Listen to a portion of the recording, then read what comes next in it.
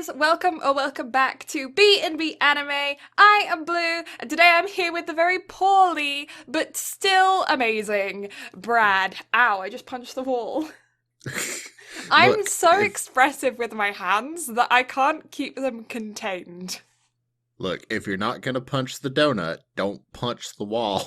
That is true. And people who didn't hear last week's podcast are gonna be like, what? Look, if you hit a stud, you're gonna break your hand, so you need to be more careful. Hit the soft, squishy thing. The squishy things. But how are you, Brad? Anyway, I know you're sick, but how are you doing? I'm great. I'll be fine. Everything is going well in my life. I do have a story to tell, though, before we get too far into this. It has officially been confirmed that I watch too much anime.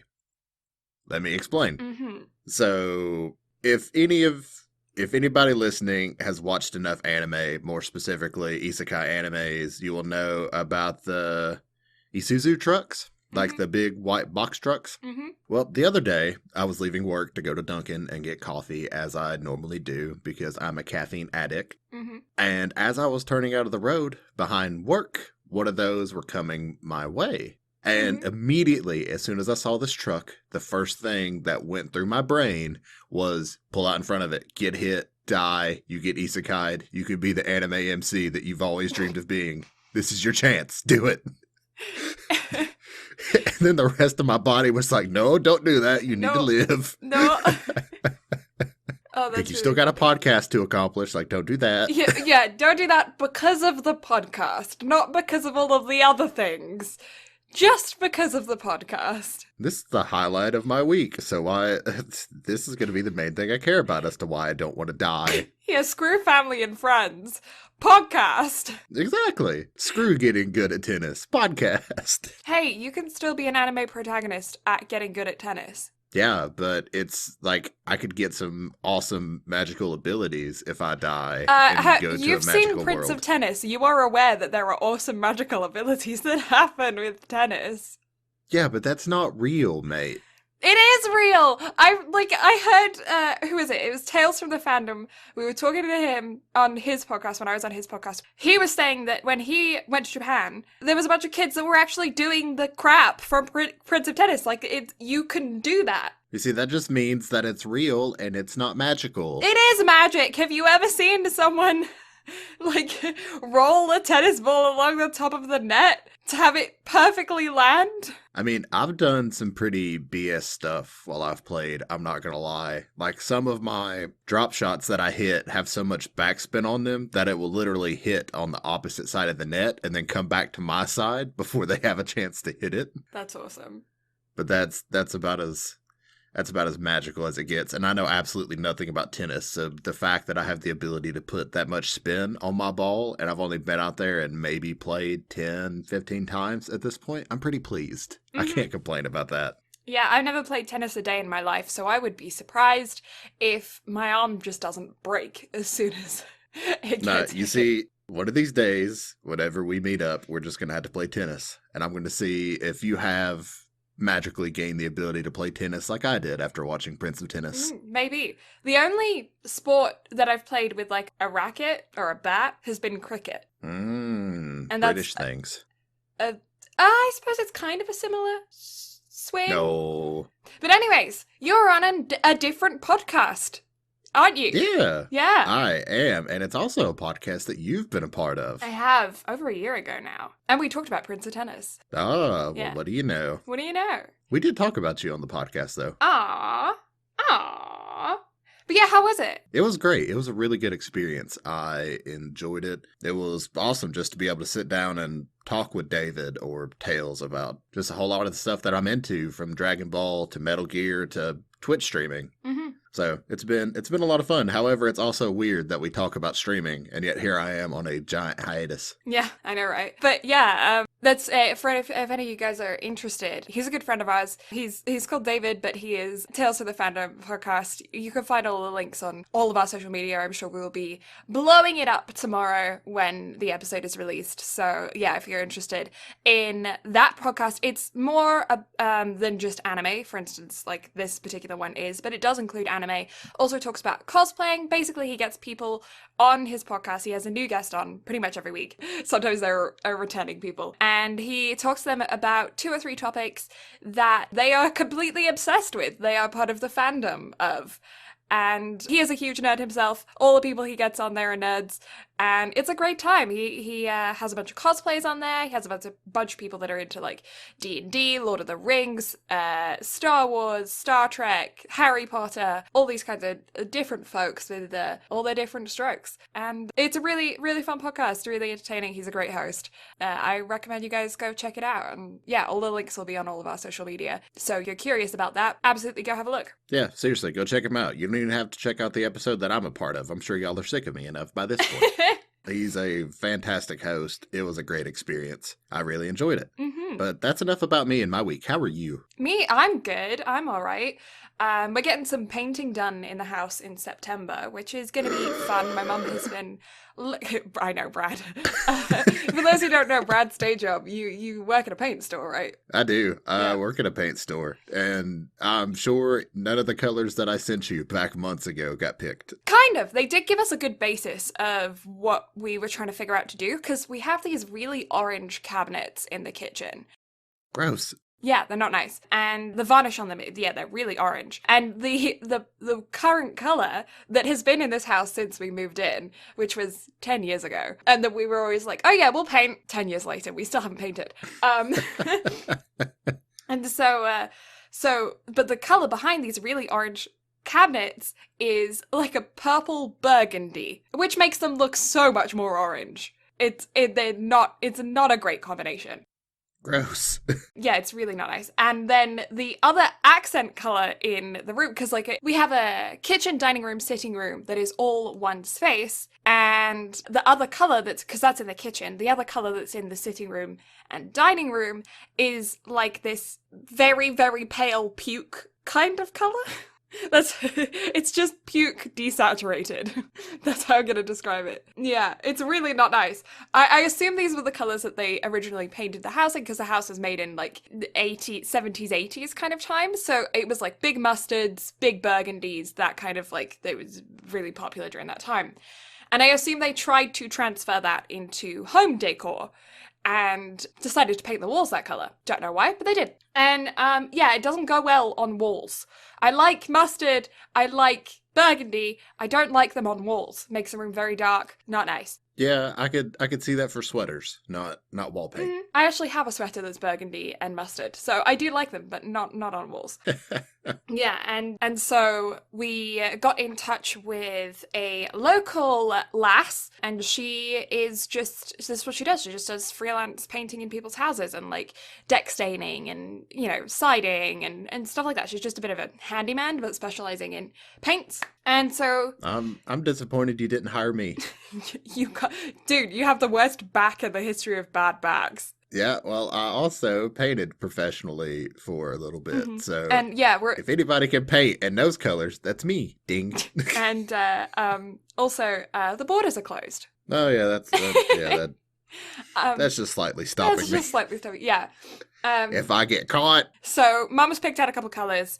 We're going for a nice green, and like a creamy kind of yellowy beige. I don't know, like I don't know, like a cream, a very neutral off-white in the yellow variety to offset the orange in the cabinets, and a green for the kitchen, because green kitchens psychologically make you eat healthier. well, that's interesting. Yeah, it's the whole color study that green makes you feel healthy, so you'll make healthier decisions while in the kitchen. Like facts, science, psychology.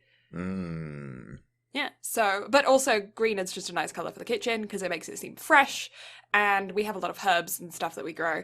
I have sage and lavender drying from the ceiling right now in the kitchen, so yeah, think apothecary vibes. And so we're getting that done. So Mum's pretty excited about that. She's been wanting to do that for forever, and it just kept getting pushed off. And then we were gonna do it at the beginning of this year, and then COVID happened, and nobody could come around anybody's houses, and it was a whole situation. My mum was really disappointed. So she's happy now that she's found a gal who thinks that she can do the whole lot in a day, and she's really affordable as well. So that's great. Hopefully that all works out. Yeah. Hopefully it freshens everything up really nicely. I hope so too. But yeah, today we're going to be covering Darling in the Franxx. I don't know. And before we get into that though, do we have any news? We do. We do have a little bit of news. Ooh. So, a late background animator for Kyoto Animation's artist, her family has officially opened an exhibit for all of her artwork. Aw, that's fun. Mikiko Watanabe was one of the background artists on Violet Evergarden, Miss Kobayashi's Dragon Maid, Myriad Colors' Phantom World, and she was one of the people that had passed away during the arson incident that happened at Studio One. And so her family has organized a art exhibit to be set up for all of her work because they thought her work was absolutely stunning. And after having seen all those shows, I agree. Yeah, I do too. So I'm really happy that that's getting done. It's a really, it's a tragic thing to have happened. However, I'm definitely glad that she's getting some recognition. Yeah, absolutely. And then next piece of news. Guess who's back in the news today? I don't know, who? Crunchyroll, again. Ah, okay. What's up this time? So they have announced that they're going to be doing new membership tiers this week. Oh, okay. So they're still going to have the free tier that everything will basically stay the same. All the simulcasted episodes you're still going to get a week later after they premiere in Japan, and ads, all that other fun stuff. And then their current paid tier, or what they have known as the fan tier, is still going to be staying exactly the same as well. You have no ads, you still get stuff as they release week to week, all that other fun stuff. Now, the next new tier that they're adding is going to be called the Mega Fan tier. Ooh. And it's going to be $9.99 a month instead of the regular $7.99 a month. And in addition to all the stuff that's in the fan tier, it's going to have the ability to download episodes for offline viewing. Oh, okay. As well as being able to stream on 4 devices at one time. Ah, okay. Not only that, but you'll also get a special $15 off discount of $100 or more every 3 months to use on their store. So if you're like me and you enjoy statues, that's a good way to go if you like coupons. Yeah. And then they are going to be releasing in the US only a tier called the Ultimate Fan tier, which is going to be... I can't be ultimate. You just got to go beyond plus Ultra Blue. Come on now. That's okay. You can just mooch off of my Crunchyroll. It's not like everybody else doesn't anyway. At this point, I don't know who has and doesn't have my Crunchyroll in my life anymore. I have my own Crunchyroll, but I don't have American Crunchyroll, so... Well, you see, you can use mine if you ever want to buy anything from the Crunchyroll store. And then ship it to Canada. It's fine. You might have to pay extra shipping, but if you get the I have to pay extra ultimate... shipping on everything anyway. I live in the middle of nowhere. Yeah, it's also true. It's like, oh yeah, where do you want this delivered? Oh, just to the mountains. Speaking of, I still have not been able to order you that fucking hoodie. So life is great. Yeah, welcome to my life in the middle of nowhere, Canada. I don't know if it's just because Spreadshirt doesn't like me trying to send something to Canada whenever I live in the US, but it still just keeps blocking my shit. I don't get it. I don't know, mate. I don't know how to help you. This is what unhappiness feels like. I'll just, maybe one of these days after the border eventually opens up, I'll just have to hand deliver you this damn sweatshirt. Just cycle all the way here. I got this. If I cycled from here to Canada, I would have calves of steel, mate. If you cycled from there, if you did that, you would raise money for charity, run Forest Run, do something like that, because mad, dude. I mean, I'm sure I could figure something out. You could vlog the whole thing and become a famous YouTuber, being like, oh yeah, I'm cycling to Canada. And yet, so I can imagine the interviews now. Why did you cycle from Tennessee all the way to Canada? To deliver a hoodie. No, but that's great though, because that's so stupid that it would just work. It will generate the most amount of buzz. Yeah, this idiot is cycling however many thousands of miles to deliver a hoodie. You've given me hope. Oh. But But yes, anyway, yeah, what's this tier? the Ultimate Fan tier is going to be $15 a month. It will include everything from the Fan tier and the Mega Fan tier. And the biggest upgrade on it is going to be you can do 6 streams at one time, and you get a $25 off every $100 purchase for like once every 3 months. Right, okay. Not only that, but you will also receive an annual Ultimate Fan member swag bag and access to exclusive member-only merchandise. Ooh, very fancy. Yeah, super fancy. Yeah, you get to pick from 3 stickers that only members get. I mean, hey, if you've seen my water bottle, I'm only slightly a sticker junkie at the moment. That's But I'm true. also I'm out of actually space in my water collecting bottle. stickers as well because we put them on the van. Oh, we'll see. Yeah. While I'm cycling and bringing you your hoodie, I can bring you all these anime stickers and you can have those too. I'm not sure my dad would want anime stickers on his van, but hey, I could probably sneak one in at least. Mate, look, okay, I spent like $40 on stickers and I've used maybe, how many's on my water bottle? Like 20? So I still have hundreds of stickers left. Cover your PC in them. I will. Maybe whenever I downgrade my case to a smaller case, Mm. I'm going to keep my Senpai glass that I had custom engraved, and then I'm just probably going to cover that shit in stickers. Because how fitting. Yeah, that works great. And then one of the last couple pieces of news that I have, did you watch that trailer I sent you? I hate to break it to you. Mate. I'm sorry! I'm sorry. I'm so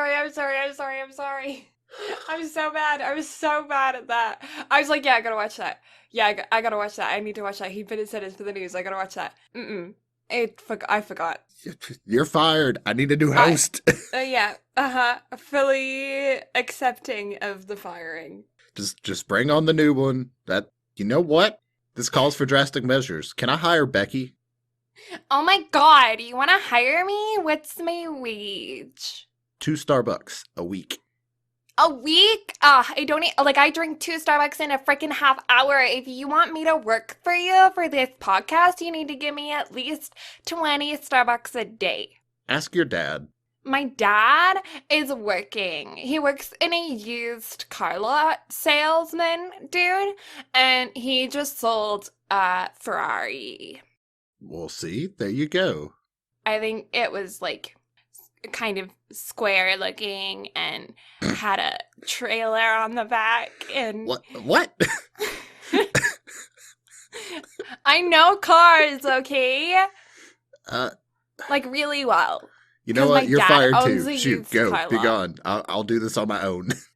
On your own. You prefer to be on your own rather than have me or Becky. You I can tolerate. Becky, on the other hand, So what you're saying is you want to rehire me and you regret your decision. no. Okay, then I'm just gonna stick around for a while. So hope that is fine because you're just gonna have to deal with it. Okay, so now that we're past Blue's inability to watch trailers that I send, Crunchyroll has... I'm sorry. I'm sorry. I feel so bad about it. Yeah, I'm sure you do. Anyway, Crunchyroll has revealed the trailer for the theatrical anime called Burn the Witch. It's going to be premiering in, I think, October, and it's going to be premiering in Japan on October 2nd and premiering in the rest of the world, I think, on October 3rd. I forgot to screenshot that bit, but I think that's what I read. Nice. I'm pretty interested in it. Like, the world and everything that they've kind of built around it seems really interesting. So, and it's a film, so why not? Yeah, I don't know, I'm kind of, the attention is grabbed from the screenshot that I saw of the thumbnail that I saw of the video. Animation looks cool. I'm down. It's about dragons and witches, so I figured you would be all over that as well. I am all over that. You guys, you know that I like the dragons, I like the witches. I am a hereditary witch in the sense that my granddad said he was a witch. Mm-hmm. And he used to make potions and things. The witch! Burn her! She turned me into a newt. I got better. I just want to rewatch Monty Python. Like, I've been in the mood to watch it, but nobody wants to watch it with me. They're like, that's stupid. And I'm like, no, it's not. You just have no fucking sense of humor. Monty Python is amazing. It is. Like, I guess the people I surround myself with have no sense of humor. Baka. No, they don't. They don't. What would you want to watch? The Holy Grail. The Holy Grail? Holy Grail's great. I think it's probably in like my top 10 films of all time just because of how stupidly hilarious it is. Like I can't so deal stupid. with it. All of the individual sketches and stuff as well are just as stupid. Mm-hmm. Oh, speaking of links, did you at least look at the anime protagonist glasses that I sent you? I did. Is that one not I did. awesome? They're so awesome. So to those who are unaware, I sent Blue a link of how glasses in anime, whenever characters will push them up their nose, they'll get that white glint on them. Well, somebody Ding. has actually went and made light up LED glasses that whenever you push them up your nose, the lenses will just light up. It's so cool. I'm excited to see what that does to cosplay. Yeah, that's a game changer for cosplay. Honestly, yeah, I'm excited to just be walking around a convention hall and there's just a person that's in seemingly normal casual wear, and then you like catch a glimpse of them and they push up their glasses, and only then do you register which character they are because they're just in like a hoodie and jeans. But here's the thing though. I wonder if you can see through them, because if you watch the trailer, which is how I found out about it, they're only ever seen in home settings. Mm-hmm.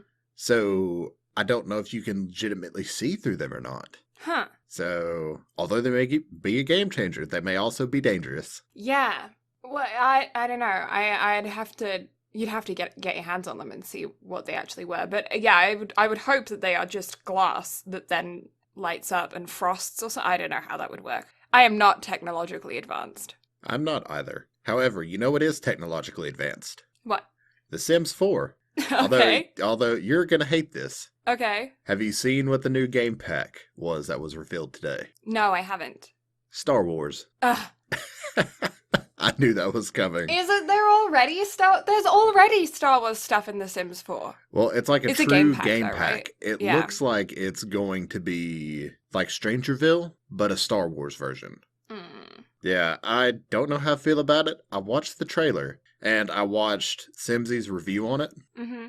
because I don't understand why, but I enjoy watching Simsy's videos. They're great and wholesome, and they're fun to watch. Mm. Anyway, I watched her review on it too, and I'm just like, I don't Yeah. hate it, but I don't like it either. Yeah. I don't know. I don't think the Sims community is going to be too pleased about that, considering that we've been asking for some specific features for a very long time, and they've kind of given us half of what we want, or just not at all. For instance, like a color wheel for skin tones, because the skin tones that they have in the game, specifically for darker skin tones, are not pretty. And so if you just put a color wheel in, which they do already have programmed into the game, because if you get the cats and dogs expansion, you can use a color wheel to change the color of your dog. So they have that as a feature that's already programmed. They just need to put it into skin tone. And then like hair color as well. You could do it for that too. And they haven't done that. And then another thing that people were asking about a lot for was spiral staircases, and they gave us an update where you can turn the staircase, but the staircase is still in block form and you can't actually make it rounded, so it's still square. And I know people were kind of frustrated about that, because they were like, well, if you're going to give us this mechanic, why did you only give us like halfway what we wanted rather than all of what we wanted, you know? Mm-hmm. And it's not like Minecraft where everything is square, because there are round tables and round buildings and round, round things exist in The Sims. They could have made a spiral staircase. Ah, I'm round. I guess I exist in Sims. But yeah, things like skin tone, like you shouldn't, that gets political a bit, so. Because I know there's the spiral staircases, I can speak. Mm-hmm. And then there was bunk beds, I think, as well. Mm-hmm. So there's a lot Yeah, of stuff bunk that beds. people have been asking for, which reading EA's feedback on it, I'm just like, you guys are kind of shooting yourselves in the foot with it. And then instead of bringing these features to the game or adding them in packs, Mm-hmm. to where they could continuously, be able to just, like, they're still making money off of a game that old, and they can continue to do so, especially if you added those features in with packs. But instead, they're just making a whole new game and are going to be making people start from scratch. Exactly. And then effectively. we're going to have to wait for all of the packs to come out again. A guarantee that they're not going to change the things that we want. No. So, If there's not a color wheel for skin tone in Sims 5, I'm fairly certain there's going to be quite a bit of outrage and people boycotting the game. oh, I don't doubt that in the slightest. Because I mean, what kid? Because The Sims is a game for kids, and Hmm. imagine if you're like a kid and you can't make a simulation, a person who is supposed to be like you, look like you because they don't have your skin tone. Hmm. Like that's just messed up. It is. I agree completely. Yet they have purple. You could be purple if you want to be, Or green, or or green, or red. blue, or literally white. Hmm. But you can't just have your skin tone. Like it's Hmm. stupid. Anyway. And then, last piece of news, the Nintendo Switch will be getting an upgraded model in 2021. Oh, okay. So, nothing as far as what's going to be upgraded Mm-hmm. has officially been finalized. However, Nintendo has apparently been looking into more computing power and potentially the ability to do 4K. Oh, okay. And not only that, but apparently they're looking to be able to upgrade the games to where they can be both more for casual gamers and for more hardcore gamers as well. Okay, cool. Cool. Hopefully it works out all right. I know I'm about ready to yeet my Switch through a window Mm-hmm. because I just now recently found out that my Switch is one of the versions that has the battery bug Oh, okay. to where I could take it off the charger right now and turn it on, and within 2 minutes, the battery reading would be at 0. Right. Now, the battery would still have plenty of power, but it doesn't read as Mm-hmm. such. So if I were to put it into sleep mode, it's going to think that it's actually dead. Okay. So, dumb. I just want to eat it out a window. Yeah. So from your current knowledge of what the new Switch is going to be, will you buy it considering the fact that you already own a Switch? If you get your Switch repaired, if it doesn't have the bug, would you buy the new Switch? No, because even then, it still wouldn't have the same power as even my PS4 Pro. Mm-hmm. And even my Pro doesn't stand up to my PC that I poured a lot of time, sweat, and money into. Mm-hmm. So it doesn't make sense. Like, I got a Switch just solely to play, like, Pokemon and to have a handheld to where I can play Stardew Valley wherever I go because I fucking love that game. Mm-hmm. So it, to me, wouldn't be worth it. However, Mm-hmm. for people who that is the console that they own and they've put a lot of time, money, and effort into their game libraries and everything else on there, it could potentially make sense for them. Mm-hmm. But, I mean, I guess if you really enjoy AAA titles that don't necessarily cross over to the Switch well, like The Witcher 3, like that doesn't make sense to me. Mm-hmm. But it just gives them more options. But for me, no, I can't justify paying. Considering the Switch dropped at $300, I'm assuming they would probably try to charge $400 for that. Yeah. And I could literally throw in an extra 100 and go buy a PS5 Yeah. whenever that drops in November, and I'll even have that sooner than when this is going to drop. So no. Makes sense. Makes sense. But however, as someone who doesn't own one, does it entice you in any way to want to go out and buy one? Huh. It entices me to go out and maybe buy one of the original ones. Because as soon as they announce a launch of a new product, the price drops for the old guys. Mm-hmm. And they're like the same game compatible and stuff. And like I'm not a hardcore gamer. I game for streaming and I game casually in my own time and stuff, but like I still play games on my Game Boy Advance and my DS Lite. You know, usually I play my Game Boy Advance games on my DS Lite, but I still play those games. I still get enjoyment out of those games. I don't need to be the person with the technology that's the latest stuff because I don't put a lot of strain on my tech. So Yeah. I can completely understand if like you're a hardcore gamer and you game every second that you're awake and you want to, you know, have the best of the best because you use it that much. But I don't think that I would. I would use it for, you know, anti-anxiety time or long car journeys or long plane flights or, you know, things like that. And because of that, I don't need anything that's top of the range. So I think it would entice me more to go back and look at some of the other Switches, maybe even get one that somebody else is now selling because they're going to buy the new one, so they're going to sell their old Switch or whatever, you know? Yeah, that makes sense to me for Hmm. sure. Because, I mean, it's like you said, it's going to drive the price down. It's going to make the Switch even more accessible. Now, here's the one thing that would potentially entice me into getting it, even though I don't really casually game anymore. Hmm. If undocked, it has a longer battery life, Hmm. then maybe I would consider it. But in its current state, the Switch can't stay charged for longer than an hour if you're playing Breath of the Wild. Yeah. Whereas Stardew Valley, it'll last for 3 or 4 hours. But even on a game like Stardew Valley, that's not a long battery life whenever on a single charge, our Game Boy Advances could, last Yeah. days playing How Pokemon? many batteries did a Game Boy Advance take? That was three? Two? I Three? don't remember because I remember. I changed them so few times that, like, they just stayed. I don't even really remember my Game Boy Advance because I quickly got the SD whenever it dropped out because I liked the little Yeah. portable screen and the fact that it actually lit up. Yeah. That's That why made I life so much play nicer. my Game Boy Advance games on my DS Lite because of the lighting is better. Hmm. And plus, it's chargeable. Like, that's what we need. Hmm. And you can have two games in it at once. Oh, yeah, So to you switch could back and switch forth. between your games, yeah. Yeah, looky there. Hmm. Do you remember? I don't know if you remember this, but like the chat rooms on DSs, Mm-mm. No, and wait, you, I kind of do, but I never really and used them. I think it was more or less my sister that did. oh no, I use them all the time with my friends. I think it was like you had to be within a certain distance of each other to be able to use them, which was stupid because if you were within a certain distance, you could just talk to people. But yeah, I remember that and filling in the screen until it was completely black, Mm-hmm.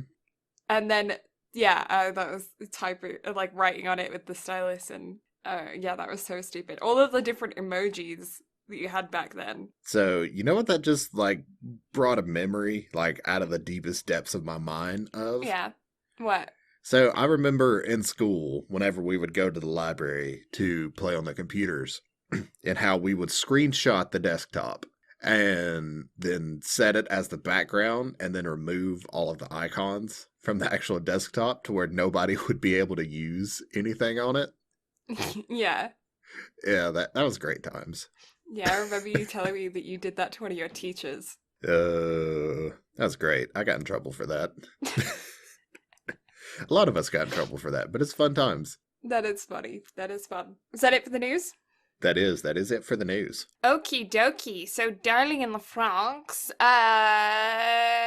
Before we get started on background information and a brief summary, I did just want to mention that there are a couple trigger warnings for this show. Nothing so that it's like, but I mean, there's like death and gore and stuff. But the number one that really stood out to me that I wanted to make sure that you guys were well aware of is in episode 16. There's mention of controlled eating, dieting, and eating disorders, and I know that's a big trigger for a lot of people, and it's one that you probably wouldn't know was in the show until you watched it because it's not going to be in any of the descriptions or anything like that. So that's the biggest one that I wanted to mention. But then there is also like it's a show about a war, so there are things that come with that one as well. So fully aware of that. But background information, what do you got for us, Brad? Background info. So, Darling in the Franxx was made by Cloverworks Studio, which for those who are unfamiliar, this was the same studio that made Rascal Does Not Dream of Bunny Girl Senpai, and a show that we're going to be covering very soon in October called The Promised Neverland. Mm-hmm. The show was directed by Atsushi Nishigori, is I think how you pronounce that. And his most notable works are he worked in the art department for Your Name, Kill La Kill, Gurren Lagann, and Spirited Away, which I thought was really interesting considering this dude has worked as far as the animation department goes in a lot of stuff and a lot of Yeah, big titles. he's got some credits behind him there. Mm-hmm. And then his other known director bit thingy, because I can't speak, or the biggest title that he's directed outside of this is The Idol Masters, which I know nothing about. I don't know either. Anyway, swiftly moving on. The show initially ran from January 13th, 2018 through July 7th of 2018 for a total of 24 episodes. Mm-hmm. It was done in conjunction with the manga, which was written by Code 000, which I thought was a really interesting name to put yourself behind. Especially, yeah. Considering Yeah, the show. considering the show. Now, here's what I did find interesting about all of this. Darling in the Franxx is a shonen. Yeah, yeah. Yeah, I could see it. But there's a lot of stuff in there that is actually quite nice that is being shown to shonen in the shonen category, you know? Mm-hmm. Because, like, that's very relatable.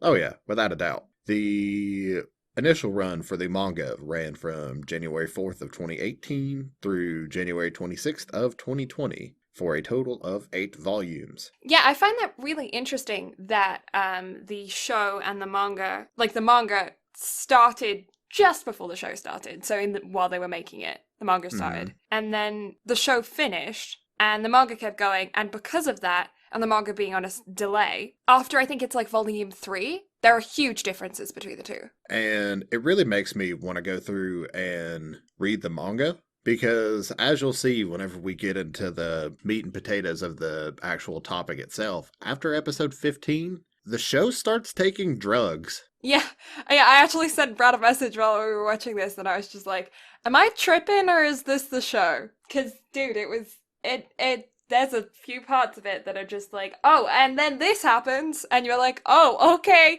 It kind of felt like it was written by a teenager on Wattpad after, like, a while. I'm not gonna lie, whenever you told me that, I had to go and look up what the fuck Wattpad was. Yeah, okay, so Wattpad's a fan fiction site, but it's not just fan fiction. People also write original stories or use it as a platform to promote original stories, and they have, like, competitions every year for, like, ranking different stories and stuff. It's a good place to get started if you're an unknown author, or if you are looking for some fan fiction between, I don't know, Gandalf and the Sith Lord. I don't know. Yeah, it's one of those sites where you could just go and read a bunch of free stuff. And it felt like something that you would read on there, because it was like logical. And then you get to a certain point and it's like, and then all of a sudden this happens. And then when you're not expecting it, then this happens. And then they have a relationship. And then there's this. And then, oh no, just kidding. Everything is different now. And it feels like that. It feels like somebody just had so many ideas in their head that they vomited them all out at the same time, and then you're just left confused. And that shit literally took place in the span of 8 episodes. Yeah. Like, I feel like from episodes 1 through 15, it told a very cohesive story. Yeah. It got its point across really well, and up through episode 15, Darling in the Franxx could easily be in one of my top animes of all time. The OP is one of my top OPs of all time. Like, the OP is low-key a banger. Like, no joke. I enjoyed it. What did you think of it? I thought it was fine. I will make you like OPs one of these days, damn it. I don't know, it's not my genre of music, so yeah, I have a hard time being like, okay, well, this one's better than this one, because to me it's just not my genre. It's not what I enjoy listening to. But that's all of the background info on the show. So, okie dokie. What do you have as far as a short description to tell all the peeps before we put on the spoiler chicken hats? The chicken hats. Overview time. It's just made a new jingle. Yeah, so it's about a group of 9 teenagers that are in a futuristic, but not too far in the future, like 10 years in the future, 20 years in the future, world. But it's very different than ours, even though it is not that far in the future. It's seeming like all of this started 50 years ago. So imagine 50 years ago, the past was different. And then because of that, now is very, very, very different. And it's like this barren wasteland of an earth. And then in these little like bubbles that they call... Plantations? Plantations, thank you. I was going to say you have them in America, but I don't remember what they're called. Plantations. And we have these in America? Well, Where are these things? I need these giant robot mech cities. No, but like the word plantation, you use it in America. Oh, Plantation. Because it's just giant farms. Yeah, I hadn't heard that before I came to North America. Don't know why. Just didn't hear about it. Mainly so probably do they not because... use that term in Canada? No, it's just ranches and farms and just prairie. I mean, I guess nowadays we probably use the word ranch more than we do plantation. Yeah, ranch. That's what we use out here. And then in the UK, it's just farm. It's just No matter how big nor how small, it's just farm. well, the UK is a very compact space. There's a bunch of millions of people living in an island that fits four of them in Alberta. Yeah. Very compact. So there's not really big farms compared to like America and Canada, where it's like, okay, this province is a farm. Yeah, to where we have basically entire states that are Yeah. farms. Yeah, it's like Nebraska, Alberta, Saskatchewan, Texas. and Manitoba are just farms. Like that's what they Actually, are. I guess there is a difference. Like for us, a ranch is more of like cattle raising and whatnot, Yeah. whereas a plantation or a farm is more towards crop growing. Yeah, I still wouldn't, I don't know, maybe I just don't mingle with enough farmers out here, but like I haven't heard plantation used for them talking about their fields. Hmm. But yeah, anyways, they live on these plantations, but these plantations aren't farm plantations, they are like little society, city, utopia things. And yeah, it's about these group of 9 kids who are tasked with fighting off these big robot mecha monster creatures. And they have to fight them off in these big mecha robot monster machines that look like girls with boobs. And There's a lot of plot to this show, by the way. yeah, they're especially in the first few episodes. Although I will say it definitely pulls a Food Wars Yeah. with like how it presents it because it's not a focal point of the show, and in fact I think this show does a really good job of kind of turning that on its head in a way because you meet characters later in the show to where like so the Franxx are piloted in male and female pairs. Yeah. However, later on in the show, you'll see that the roles are reversed in how the Franxx are piloted. Yes. Which I thought was a really nifty touch. Yeah. So yeah, the Franxx are the big mecha Gundams that the 9 use. But whilst they are like hanging out and having a good time, Hiro, who is our main character, has lost his partner for a reason and is now alone, and he cannot pilot with any of the other girls that are part of his team because it has to be male female pair. And they're thinking, okay, well, they're going to kick him out despite the fact that he used to be top of the class and now all of a sudden he can't pilot. And their name is actually a code, so their name is like 016 is Hiro, and then the team leader is 015, and it's unusual to have them in the teens. It's incredibly rare to have a single digit code, and most people have at least 2 digits, but like quite a few members of the group have 3 digits. For instance, Jerome has 666 as his code, which is amusing to me. The way that you pronounce that name, I'm so humored right now. Zorome? I don't know how to pronounce Yeah, it. Zorome. Zorome? Zorome. Zorome. I'm sorry, okay? I just quickly glanced because I don't write down names very well in my notes because I always forget to write down the notes. So I just pull up a character picture on my screen, so I have all the characters and their names, and they're written really small, and I'm looking at it from a distance, and I'm not wearing my glasses because do I ever wear my glasses? No, and I just saw that, and I was like, Jerome, that's how I'm going to pronounce that, that's where I'm going to go with it. It's wrong. I'm sorry, I'm bad at names, bad at Japanese, bad at life. But also bad at remembering birthdays. I have found the point to bring this up. I knew I would find a way. I kind of remembered. I went on your Discord and asked you if you felt any wiser. That is a British person wishing you a happy birthday because we don't do emotions. You are making excuses? I don't do birthdays. I've noticed. I'm hurt. Oh, you know how awkward I get when it comes to my birthday because you guys all want to celebrate and I'm just like, can we not? Look, we just want to make sure that you have a great time. I understand that, and I'm very appreciative, but I don't do birthdays. Really, neither do I. However, it's an opportunity for me to give you shit. It just so happened to be the day that you were excreted from your mother's vagina. Like, there is nothing incredibly important about that. I don't know. I don't get it. No, I don't get it. I'm right there with you. Like I said, at the end of the day, it doesn't bother me one way or the other. However, like I said, it's fuel to give you shit. Yeah. So how can I pass up such a glorious opportunity? Yeah. I suppose. Okay. Blue But hates yes, me, so everyone. I don't hate you. But yeah, so they're in these pairs and they have these codes, and it's about Hero who runs into a girl with a code 002.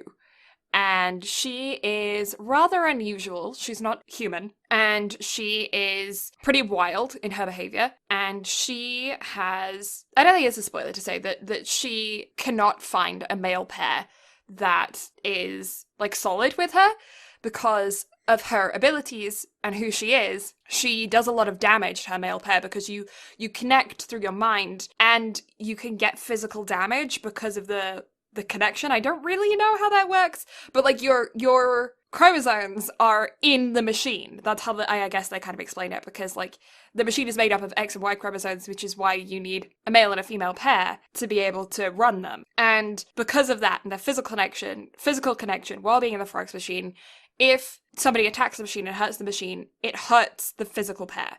And she has such a resistance and a stronger ability that she could push the machines so much further, which the doctors and the adults want. But because of that, because they let her go wild, it puts too much strain on her stamen or her male partner, which I believe is part of a flower, isn't it? A stamen is it's like the male reproductive system in the flower. I think so. Maybe. I don't remember. And so she ends up like going through her male partners very quickly. And she ends up finding a Hero, our main character, and deciding that he is going to be her next partner. And then it's about the two of them figuring out how they're going to make this work, and her story, his relationship with the rest of Team 13, Squad 13, which is the other 8 members who are all in their partner pairs. And then it's also got an element of coming of age, puberty, figuring out who you are as a person, and romance and sex in it as well. There's like this whole other side of like a group of teens being put together and left unmonitored. Monitored, but free. undisturbed. Yeah, monitored, but no control. And which just makes that whole situation sound really weird. Yeah, it does, doesn't it? But yeah, that's kind of the show. That's the premise of the show. And yeah, I guess we'll put up the spoiler warning then.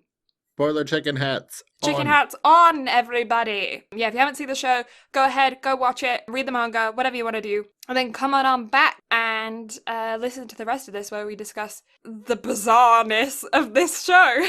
Oh, speaking of, I have a rant I want to go on really quick. Okay. Do not be the bastard to put spoilers in YouTube comments, especially on OPs and EDs of shows. Oh, did that happen? Mate, I'm livid. So I was working on the background for the news videos. I was just sketching away, and in the background on my PC, I just had anime trailers. Not trailers, Yeah. OPs and EDs pulled up in a playlist that I was listening to. And do you remember the song at the end of episode 19 of Demon Slayer? Like that special insert song that they did whenever he cut off Ruri's head? Yeah. So... spoilers for Demon Slayer. Yeah, but it was the latest chapter of the manga. Mate, if it's true, if this spoiler is true, I'm crushed. Yeah. Like, so don't be that guy. Yeah. Okay. Yeah, that's frustrating. Yeah, like don't be a douchebag. If you're going to be a douchebag, put spoiler warning or something at the top. Don't spoil extremely necessary plot points, especially from the latest chapter of the manga. Yeah. That's super Okay, frustrating. rant over. Okay. I'm done with being broken. I just had to get that off my chest. I'm sorry you had to go through that. It's Okay, fine. story about spoilers though. So you know the twins. Like everyone knows the twins. The twins are like, they live in infamy on this podcast now because they're my best friends and I talk about them all the time. When we were in high school, they had never seen Harry Potter. Like not seen a movie, not read a book, didn't know anything about it, never seen it. And so I sit them down because I am a huge Harry Potter nerd. And I was like, hey, we're going to watch these films. And we had like a weekend. We used to just literally live at each other's houses, so it wasn't a big deal. And I was like, we're going to watch these films. We get to, I think we're in the 4th film. And I will say Harry Potter spoiler warning here, but I think most people are aware, but I will put up the Harry Potter spoiler warning hat here. And we get to like the 3rd or 4th film. And one of the twins is super into the film. And the other one of the twins is on her phone. And I'm like, okay, that's cool. Like, not worried about the films, not interested. That's fine, not her shtick. But I find out later that the reason why she was on her phone was because she was so interested in the film that she couldn't wait for the plot.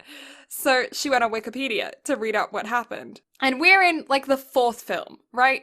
Which is big around certain characters. And you're just kind of getting to know the twins for the first time, really, in the fourth film, and then more in the fifth film. Oh, mate, And no. she just... And her sister is sitting next to me, and she's like encouched in the film. And and Mel's sitting on the couch. She's looking through her photo Wikipedia, and she gasps. And so we tend to look at her, obviously, because she's on her phone, and all of a sudden she gasps. And she tends to look at us, and she just goes, "Fred, Fred dies." And Megan, the other twin, is just sitting there. She's going, "What?" And I was like, "Melanie, shut your mouth right now." I'm so mad. My heart. I was so mad. Of all of the things to spoil, of all of the things to spoil, that's what she spoils. And then once she started, then Megan was like, "Well, what else do you know?" And I was like, "No, don't tell her." But then they're twins, so then they started doing their twin telepathy thing. And yeah, everything was spoiled, but yeah. Oh. I still haven't forgiven her for that one. It wasn't even me that got it spoiled. I was just sitting there as a third-party witness, being like, "Why would you do that? If you want to spoil it for yourself, fine, but don't spoil it for your sister." Anyways. So what puts me in the most awkward of situations is whenever someone is trying to guess what's going to happen and whenever they get it right. Yeah. So the moments where people will spoil shit for themselves, but it's like they'll take a guess at something and then I just have to sit there and act like, what's the proper way to act in that situation? I smirk normally when somebody guesses it correct, because then they won't know if you're smirking because they got it correct or if you're smirking because they're so far wrong. And so long as you're like fairly consistent with that, like sometimes you smirk when they're so far wrong and sometimes you smirk when they're correct, then they'll never know. God damn it. I hate everything. I hate And then life. you just laugh at them. Just point and laugh. Well, for me, it's like all of my friends know that I'm pretty emotionless. And especially when it comes to feelings, like I don't do feelings. Or most of the time I don't do feelings. Let me say that. I watch anime and I cry like a little bitch. But did we talk about it on the podcast about how, no, but I can't fucking remember. Anyway, like my defense mechanism for things, especially whenever people give me compliments, is to just make it act like it's boosting my own ego, even though I have like absolutely zero of an ego because I have no self-confidence whatsoever. Aww. But yeah, so that's just my defense mechanism. Like, haha, I know. Yeah. And so, where was I going with that? Oh, and it's just because that attitude of like, I don't know why, whenever I'm in my moods, I just portray myself just to be this like super cocky and over the top individual. I am an anime main character in real life. But anyway, I'll do that. And so my friends just like, they know I'm not really that way, but at the same time, they can never tell, especially whenever I'm joking and whenever I'm not. So because of that attitude, whenever they'll guess something like that, I'd be like, "Yeah, sure," or "No," or I'll just laugh it off. Yeah. They have no idea. Mm-hmm. Yeah. But still, it's just such an uncomfortable position to be in. Absolutely. Yeah, I don't like it when people put you in that position because you know that they don't want it spoiled, so you have to just not spoil it, but they also are so cute. I don't know. Yeah, it's weird. But anyways, let's jump into this. Episode 1, Alone and Lonesome. A teenage boy, Hero, is living in a strange futuristic world where he's been taken from a young age, or at this point I didn't know he was taken from a young age, but it says that he was like kind of created there, and he is trained to pilot these giant robot machines called Franxx. They need both a male and female to function. However, he failed the final exam with his partner and was expelled from the program. He was given the option to stay, but she was not. And he chose to leave with her, but not before running into 002, or 02, a girl with pink hair and devil horns who was swimming naked in a lake. Because plot. And she said that the two of them were, like, both alone with no home. It's rumored that she consumes her partners like a vampire, that no one can ride with her more than 3 times before she kills them. Just as the boy, Hero, whose code is 016, is leaving, an enemy attacks the plantation. 002 fights it off, but loses her partner, her stamen, in the process. And Hero actually ends up volunteering to help her instead, and their partnership to like step in, and she kisses him because that's how they make their connection, even though it isn't, but it is, but it isn't. And it ends up turning the Franxx into its final form, and they end up killing the enemy, and the beginning of their partnership starts, and that's the first episode. Kind of. Very brief summary of the first episode. I got the point across. Yeah, so initial thoughts. It's been so long since because I watched the show week to week whenever it was first coming out. Yeah. So, but I was immediately captivated, Mm-hmm. I guess, because it was a different world. Yeah. And just, they had set it up for, like, so much potential. Not only that, but I grew up being a big fan of Gundam. So I was like, ooh, mecha fun time. Mm-hmm. That was it. Like, that was kind of all I knew. So I was definitely intrigued by where it was going. It's just it was the first episode, so I had to wait another week before I could figure out what was going to go on. What about you? I was confused for the first episode. First episode is quite confusing, but it's confusing in a way where you know that they're going to explain it later. I just wasn't expecting what they were going to explain later.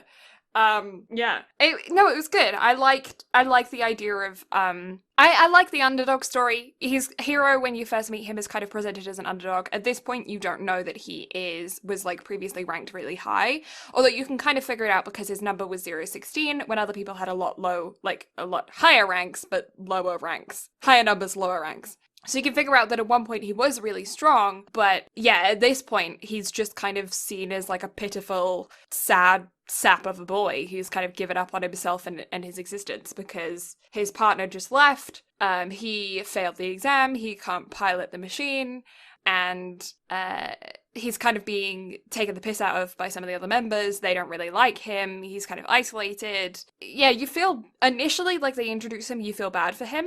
But he's also not really doing much to help himself. Same. Yeah. Not the partner leaving or people making fun of me, just a sad excuse of an existence. Aww. Oh, that's so sad. No. I had to throw a jab in there. Sorry. Positive humor, not self-positive. I don't know. You just give up on me. It's okay. I gave up on myself there, but you know. When do I ever? Anyways, episode 2, what it means to connect. Oh, okay, this show is so sexual, but not in the way that you think it is. Like, obviously there is plot, so there's like boobs and ass and bulging trousers, but there is like this weird underlying symbolism that shows up throughout the entire show. And there's so many innuendos. And I don't know if I just have a dirty mind or if this is, like, I fully think that they intended it to be so bizarrely sexual. Do you know what I mean? Mm-hmm. Yeah. No, I get what you're going for completely. Yeah, and there's a couple points specifically where it was so blatantly obvious that they were going for this kind of symbolism that I actually, burst out laughing. And there's one point in particular that I actually messaged Brad about because I was like, that is so stupid. Like, anyway, Yeah. We'll get to that. We'll get to that in a second. Yep. But yeah, episode 2, what it means to connect. Because of the fight, Hero was kind of given a second chance. They want to see if he can pilot the Franxx with her consistently, but to do that, they need to figure out if he can pilot it on his own, kind of thing. They're like curious about it. The upper group, okay, so the kids are anyone who is like piloting a Franxx or whatever. The adults are people that run the world. So it's not like kids and adults in age, although it kind of is, but it's also not. Like, adults and kids have a much bigger meaning. It's like the kids are the ones that have gone through puberty, that are still in their natural state, whereas these adults have had their emotions taken from them They've stopped puberty. They've like taken out all of what they consider unnecessary stuff to create this like utopian society. And so they don't feel happiness, sadness, anything like that because, well, they get their daily dose of happiness. You find out more about that later. But they don't have the same kind of emotions that we do because they consider themselves, they considered that unnecessary, so they took it out. So these kids are more than just kids. They are the only people that are kind of natural and left in their human state. But anyway, so Hiro was given a second chance because of this, and they want to see if he can pilot a Franxx with a different member of his team. So then he'll be promoted to a Parasite. A Parasite is an official member of someone who pilots a Franxx machine. He didn't get that title because he failed the final exam, so he didn't get to go through the ceremony to be able to become one. He had gone through all of the previous training, though he just failed that final exam. Ichigo is team leader, and she is 015, code 15. And she has a huge crush on Hiro, and she volunteers. Things don't go to plan, though, and even when they kiss to try and recreate the circumstances and conditions of his fight with 02, it doesn't work. And yeah, and so they can't get the machine working with him and with her together. And that's episode 2, basically. Episode 3, Fighting Puppet. The team are sent on their first mission without Hiro, but things quickly go wrong when they're overrun by enemies. The enemies are called, like, Klaxosaurs? Is that right? Klaxosaurs? Klaxosaurs, yes. Klaxosaurs, yeah, I thought so. So they're fighting these Klaxosaurs, and things quickly go wrong when they're overrun by enemies. It was supposed to be their first mission, so it was just supposed to be pretty chill. They were going to send them out to just deal with this one small guy, but while they're out there, all of a sudden, a whole bunch more come out of the woodworks, and it turns out that it was kind of like a nest deal with like a mom, and what they thought was initially just one of the babies actually turned out to be a load of them. And 02 ends up having to back them up with Mitsuru. Him and his partner actually had ended up staying back because she is kind of a little bit all over the place. Her condition is consistently throughout the show shown to be not as good as the others. Just her health-wise isn't great. So he ended up staying back with her, and they don't really get on well, the two of them. And so he ends up volunteering to go with 02. Hiro did actually volunteer to say, I'll go with 02, I'll go help, but he was unconscious during his first fight with her. He didn't remember it. And he also hasn't been promoted to a Parasite. So technically, by like procedure, he can't pilot a Franxx machine, so they send Mitsuru to go with him instead. He kind of revels in the power that 02 gives him, believing that it wasn't his fault for not being as stable as the other pairs. He kind of puts the blame onto his partner, and he kind of goes a bit power hungry for a bit. But then, yeah, kind of shows flashbacks to where Hiro was kind of always the best of the group, and he has an issue with that. But when the fight is over, he is bloody and drained. He has completely had the life sucked out of him. 02 was way too intense for him, and the others can see that the rumors were true about her being like a vampire pilot. Episode 4, Flap Flap. The names of these episodes are really weird. Right. More Klaxosaurs attack the plantation, and the team is once again sent to handle them. At the same time, 02 has guards sent to escort her back to the front lines. Hiro runs after her when things kind of turn bad for his friends because they were sent out to this battle. They're fighting them, things go bad again. His team they're very, like, new, and they're all over the place. That's kind of one thing that is consistently said about this team, is that they don't follow the same kind of procedures that all of the other teams follow, the squads follow. They are all over the place in their teamwork. They are rough around the edges. They don't behave the same way that other people do. And so, yeah, they're not doing great with this new Klaxosaur that they've been sent out to go and defeat. Hiro runs after 02 and basically says, I'm sorry, I was scared, but it wasn't because you're part monster. I was scared of piloting itself because I couldn't do it with my partner originally, and I just started to doubt myself, but now I'm over it, and I want to team up, basically, is what he's like. He's like, I'm over it, I want to team up, let's team up, I will officially be your darling. Because that's what she calls him throughout this whole time, is darling. And so they team up. They don't have permission, but they do. And they kick ass and prove their compatibility and that he can survive her strength. It was pretty cool. That fight was pretty cool. It was. This one, and I think it was the fight in episode 15 that are probably my favorite fights out of the whole show.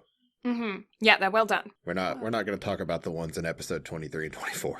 Yeah, those are just... Trips. Yeah, Acid trips. but trips. Lucy in the Sky with Diamonds kind of trips. Yeah. So, yeah, episode 5. What did I write there? I don't know, mate. It's your handwriting. I think it says Your Thorn, My Badge. Yeah, your thorn, my badge. Okay, strange title name. So strange that I thought I'd written something else. Well, look at the next episode and how it's titled. You'd think that'd be the last episode's title.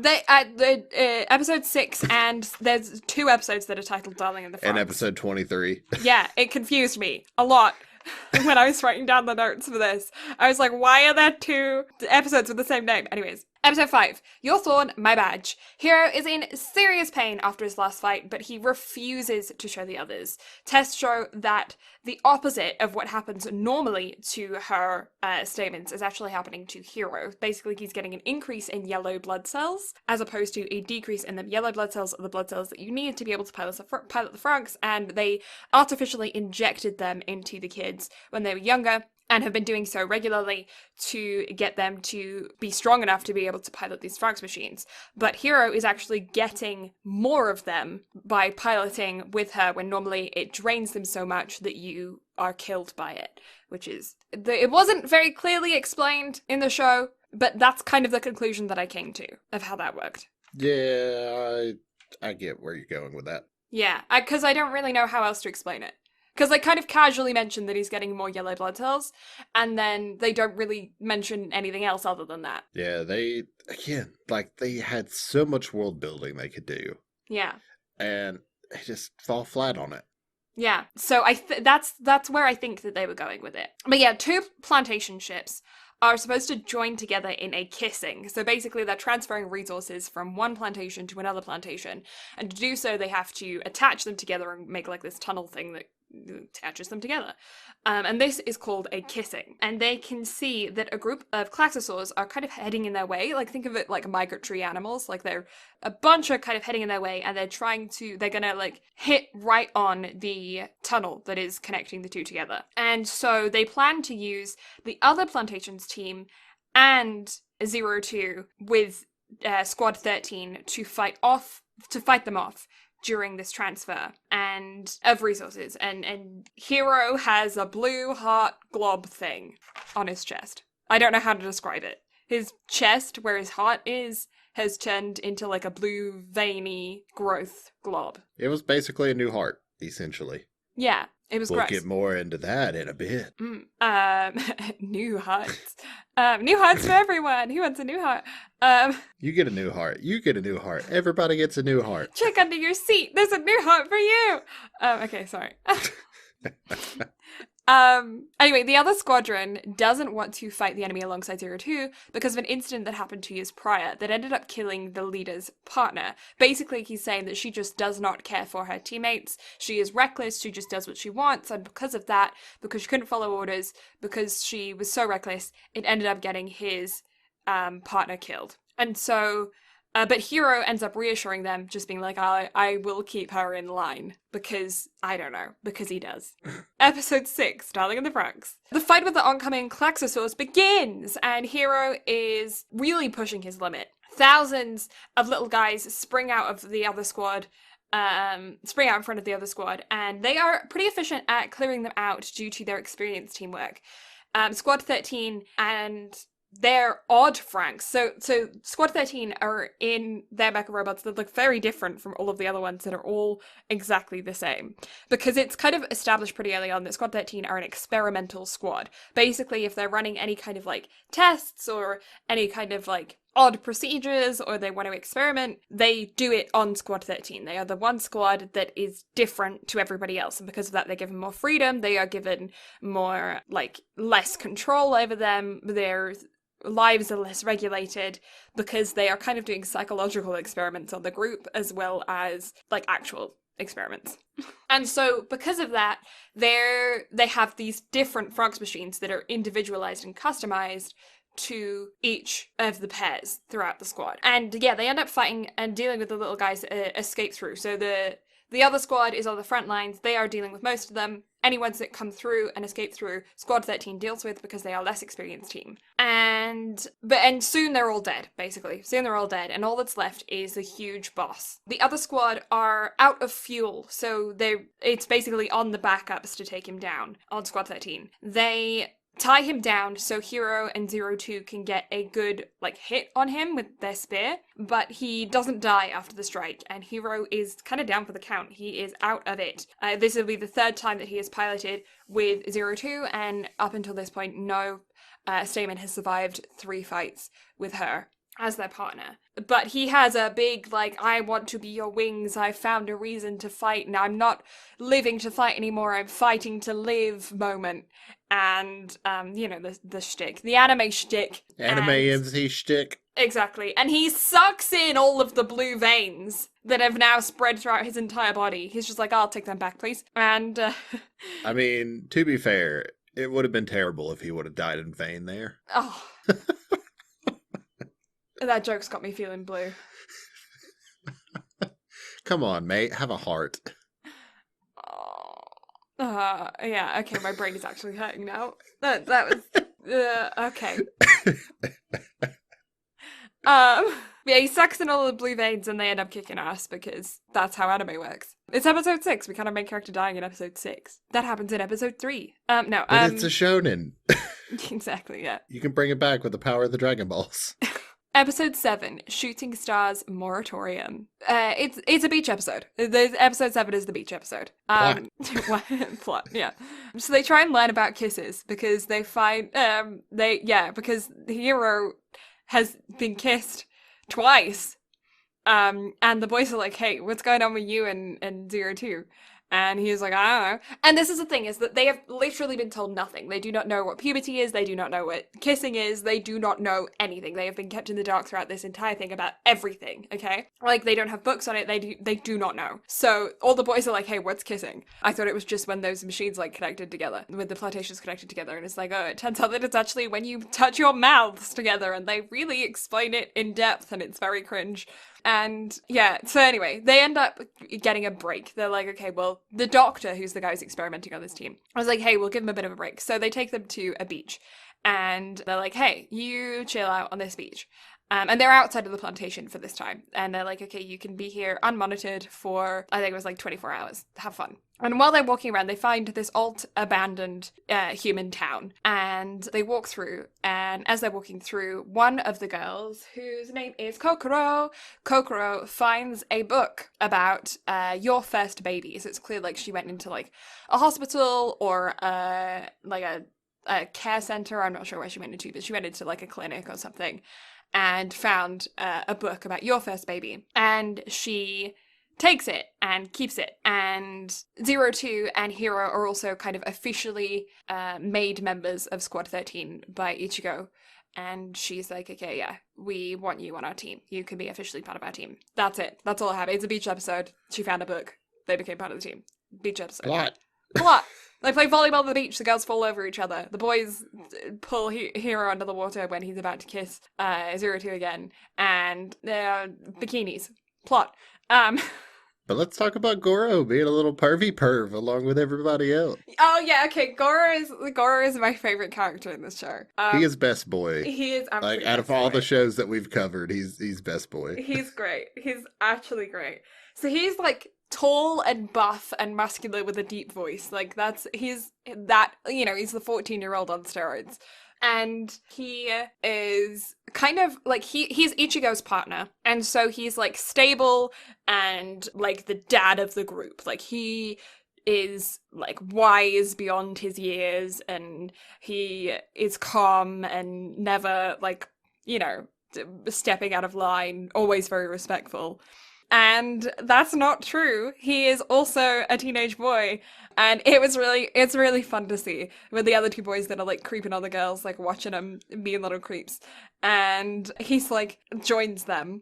And they're like, what are you doing here, Goro? And he's like, what? I'm a boy too. I want to see as well. And it's fun to see. But he's my favorite character. He's great because he is so stern and solid in who he is, and then he has those moments of like Brake's character is actually teenage boy for a bit, and it's great. He's great. Oh yeah. Not that it's okay to perv on girls. Don't perv on anybody. But Yeah, no. I also like it is explained throughout this entire show that they have no understanding of anything. They have never been told anything, so they genuinely do not know that it's not okay to perv on girls. Because they don't know. But episode 8 is where it gets even pervier. This is Maximum Perv, episode 8, Boys X Girls. An enemy uses a specific type of magical acid to melt away the girls' suits because duh. And and the way the girls are positioned in these machines, they are arse up, head down. And the boys are behind them getting a view. And I don't know how the blood doesn't rush to their heads, is all I'm saying. But because they're like upside down. And of course, when the acid leaks through the top of the machine, which is, you know what's hilarious to me? These Franxx machines go underwater. They are waterproof. You can see that in one specific episode coming up, but not today. Today, the acid manages to leak through the cracks in the waterproof machine. It doesn't eat away at metal. It only eats away at girls' suits. And so, yeah. Question. Mm-hmm. Would this be considered a plot hole?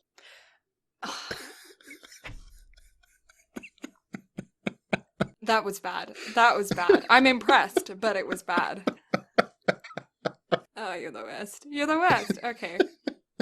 But anyway, the girls' suits get melted away. The boys are just like, we'll just keep on fighting. Like, don't tell them. We have to take down this Klaxosaur. So we're just gonna, and then more acid is dripping through. And Hero, being the good guy that he is, says, 02, your suit. And they're on a group call. And one of the other boys goes, don't tell him. And then all of the girls look behind them and see themselves butt-ass naked, almost. Except for some very strategically placed parts of the suit that didn't melt away. And then they're mad that the boys were just gonna let them fight. And the boys' excuse was, but we didn't want you to be distracted because you had to still fight the enemy. Which is kind of valid, but it's not the whole truth. Not the whole truth. No, not in the slightest. No. But anyway, so then they have a fight because of it. And so they separate the house in half that they're all living in. Tape it down. Then a whole bunch of stuff happens. 02 is being really mischievous.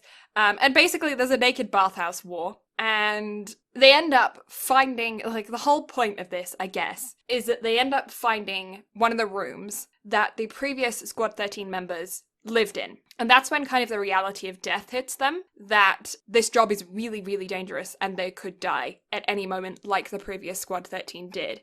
And they find like all of their belongings still in place in these roped off rooms. And it kind of like, so I guess the point of this episode was team building and like letting them be aware of their reality of death. But like, yeah, there was a lot of plot to get there. Yeah, there's a lot of plot, but also seeing 02 be human for one of the few times in the show, that was nice. It was, yeah, because she's being mischievous and playful, as opposed to, like, evil and aggressive because of everything that she went through.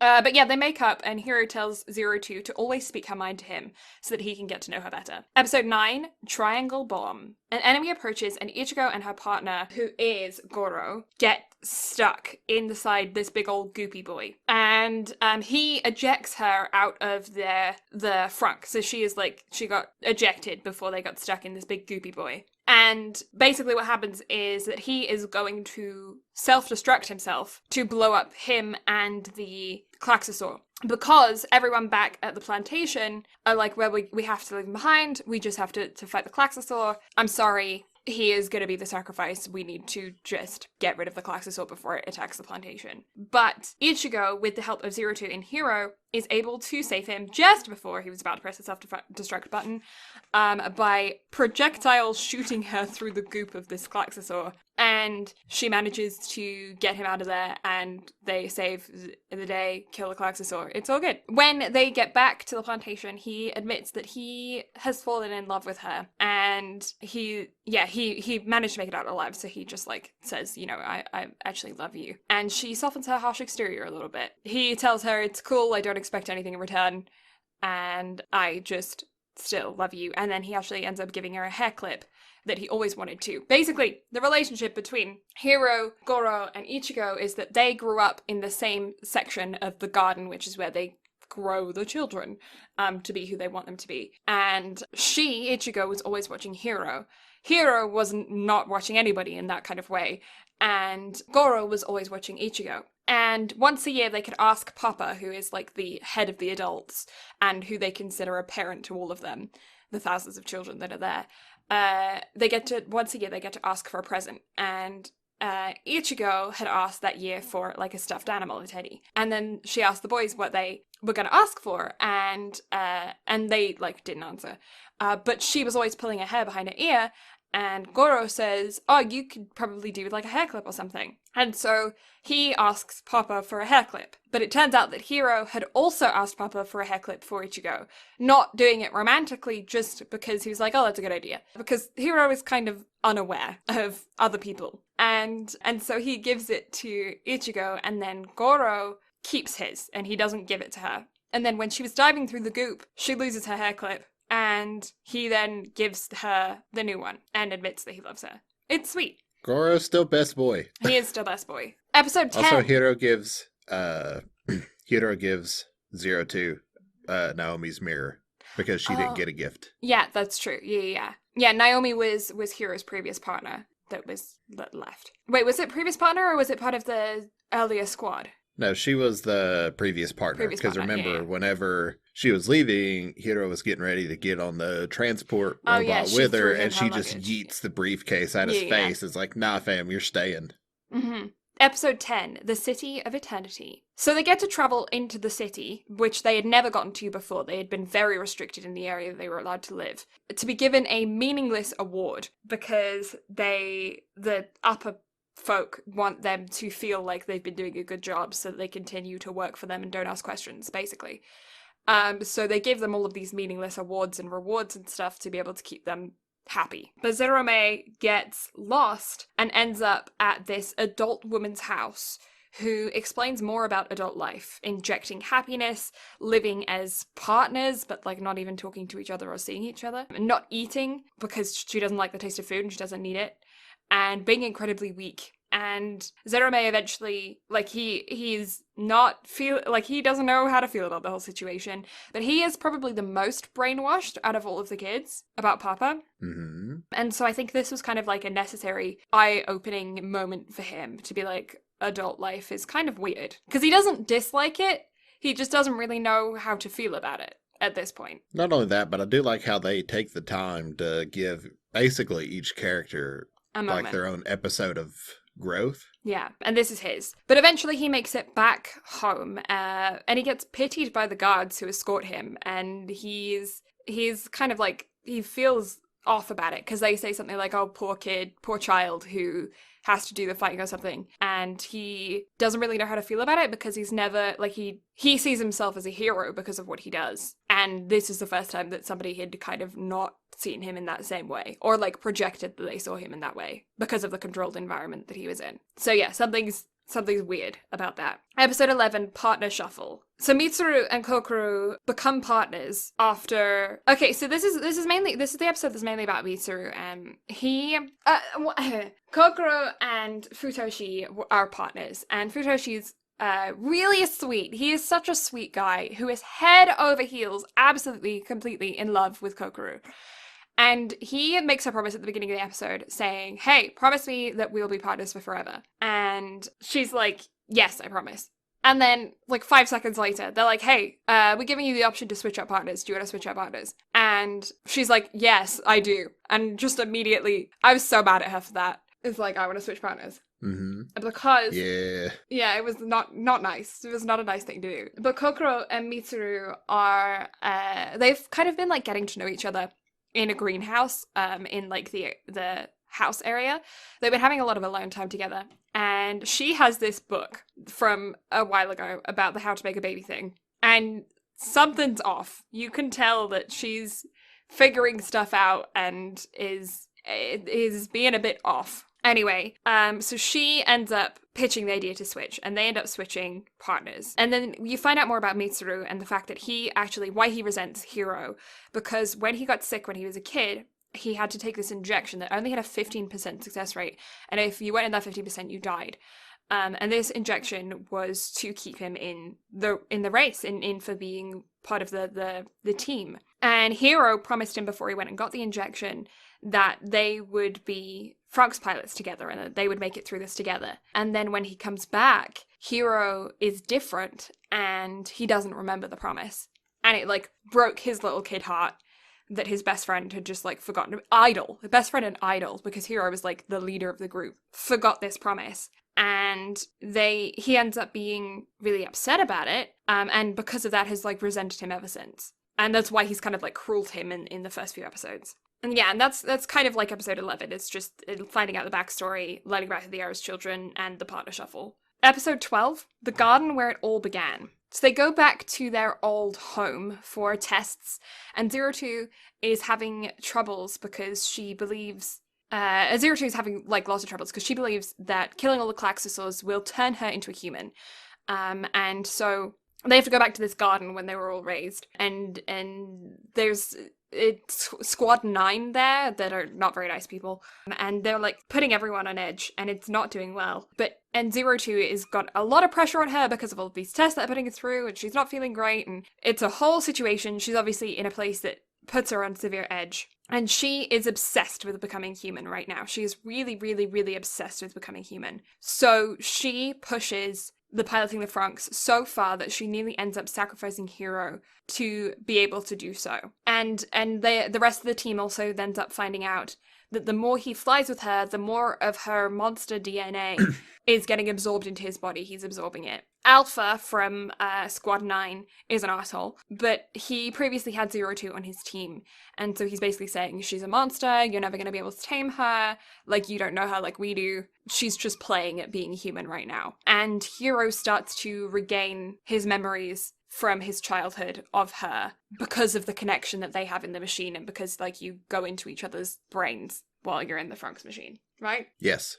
And the more compatible, the more you're like able to just legitimately see their memories and whatnot. Yeah, and so as they're getting to know each other more and more and more, they are getting to know more and more about each other as well. But up until this point, 02 has kind of like shut him out a little bit. Episode 13, The Beast and the Prince. Flashback to when they were children. Hero was always questioning and disobeying, but they studied him, basically, because they were like, he's really weird. Why is he asking so many questions? He's not acting like the other children. Like, they've all settled down by now. They've all gotten into the routine. They don't play like he does. They don't, like, ask questions like he does. He's always pushing boundaries, always being questioning. And they thought it was strange, so they studied him. And he also had this really high potential. But then he ends up meeting 02 because of these tests where they put them in, like, a secluded area, and he ended up walking around and running into her and seeing her. And a whole bunch of stuff happens, basically, and they try and escape. He grabs her and he tries to escape with her, but they eventually get caught, and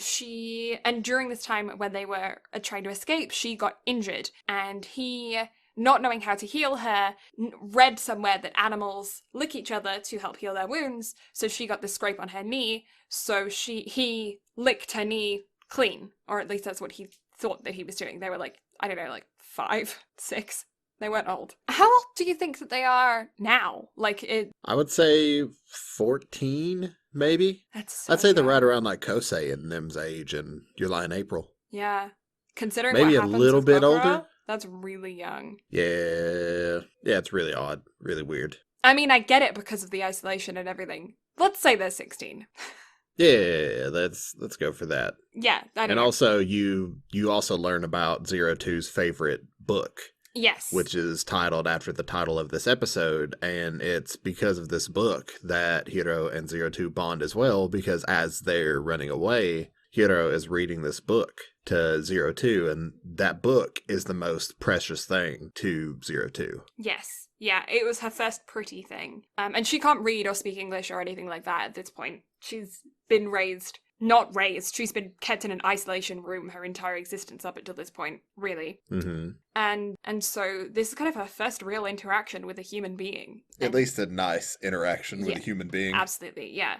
And so she kind of equates the boy to being the prince. That's what she believes as a child. And anyway, they catch them. And when they catch them, they take his memories away, and they try and take her memories away, but she absolutely refuses to let them go, and she ends up doing things that are really, like, extreme to be able to hold on to her memories, like actually physically eating the picture book to try and keep her memories. And she wants to become human, like in the book. She wants to be like the beast in the book who became human. But her doing all of this, while she's doing all of this, while these flashbacks are happening, these are actually the memories that are now being sucked into Hero's brain because of how far that 02 is pushing him while they're in the Franxx machine. And it causes him to not regain his memories, but he absorbs her memories now and is able to understand that that was him because of his own memories, right? Yes. Because once they lose memories, they don't regain them. Mm-hmm. But this was him finally being able to remember them, because it's like a haze that they put him in to where they just basically fog out those memories. Yeah. But he was able to regain them, similar to, and it was also because of this that he was able to regain his memories of the promise that he made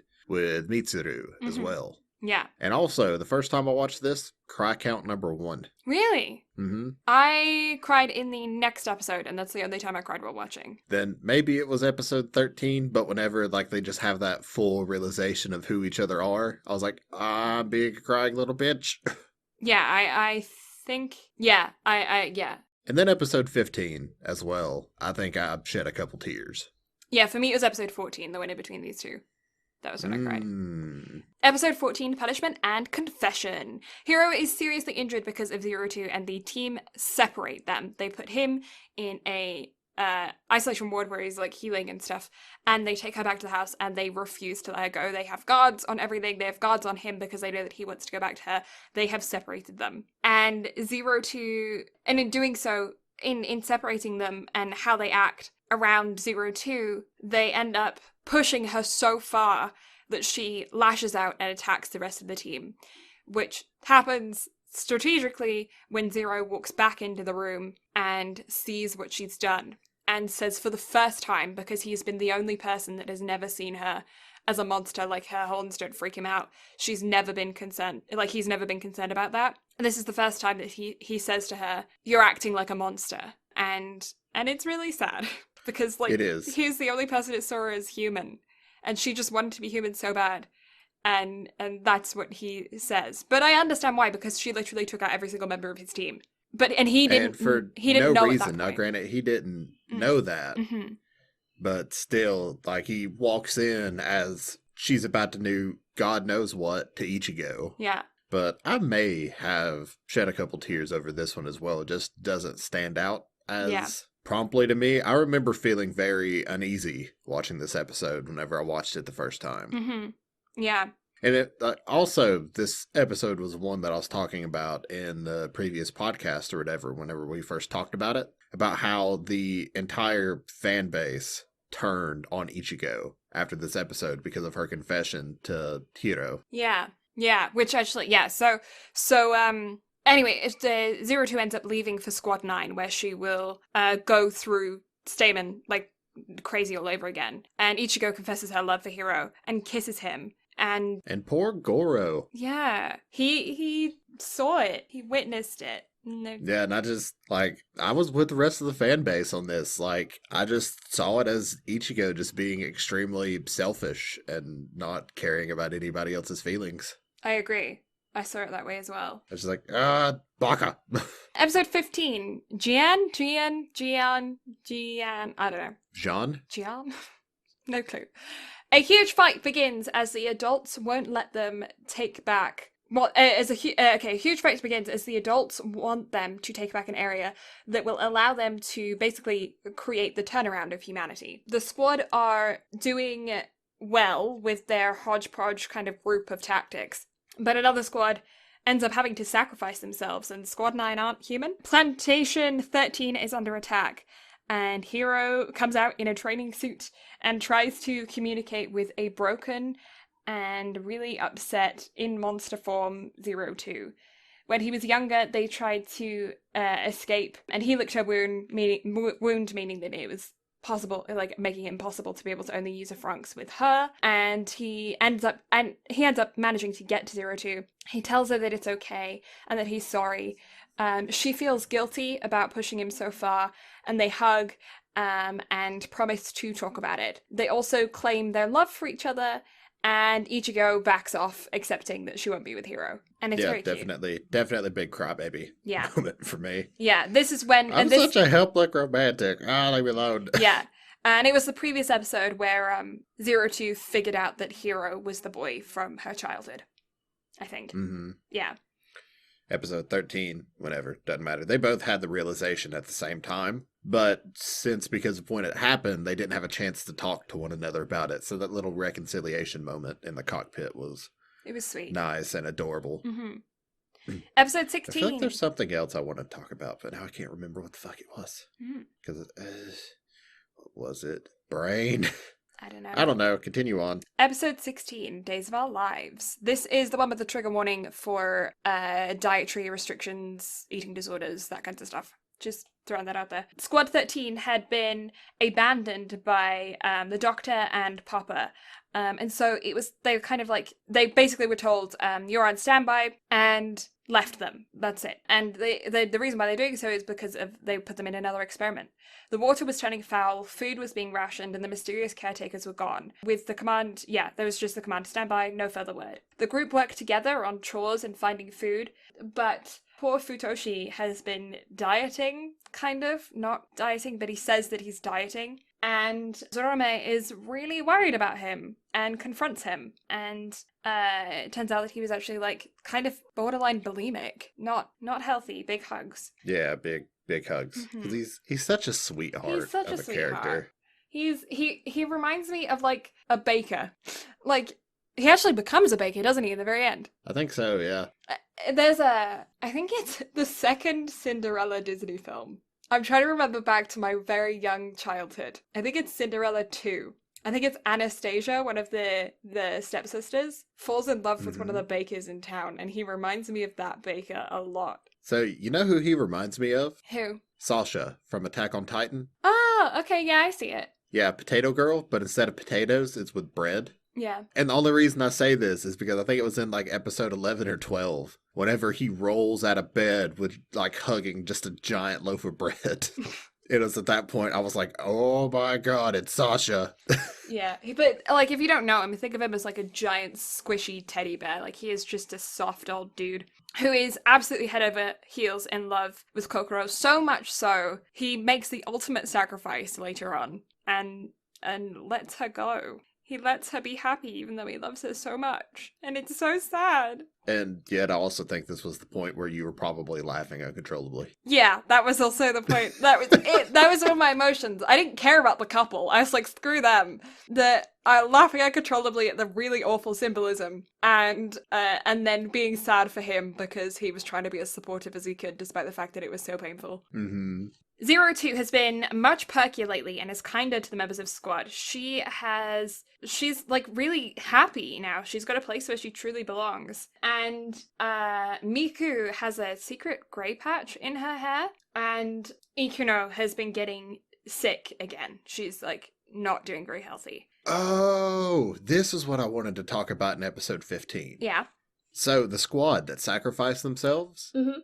I don't know if you realized, but it was Squad 26 from earlier on in the show. Yeah. Mm-hmm. And I don't know if you noticed, but all of their hair was grayed out. Oh, I hadn't noticed. Mm-hmm. So you could definitely tell that something was up with artificially quickly aging. Yeah. So that was, and I vaguely remember noticing it the first time, but watching it through this time, I was like, holy shit.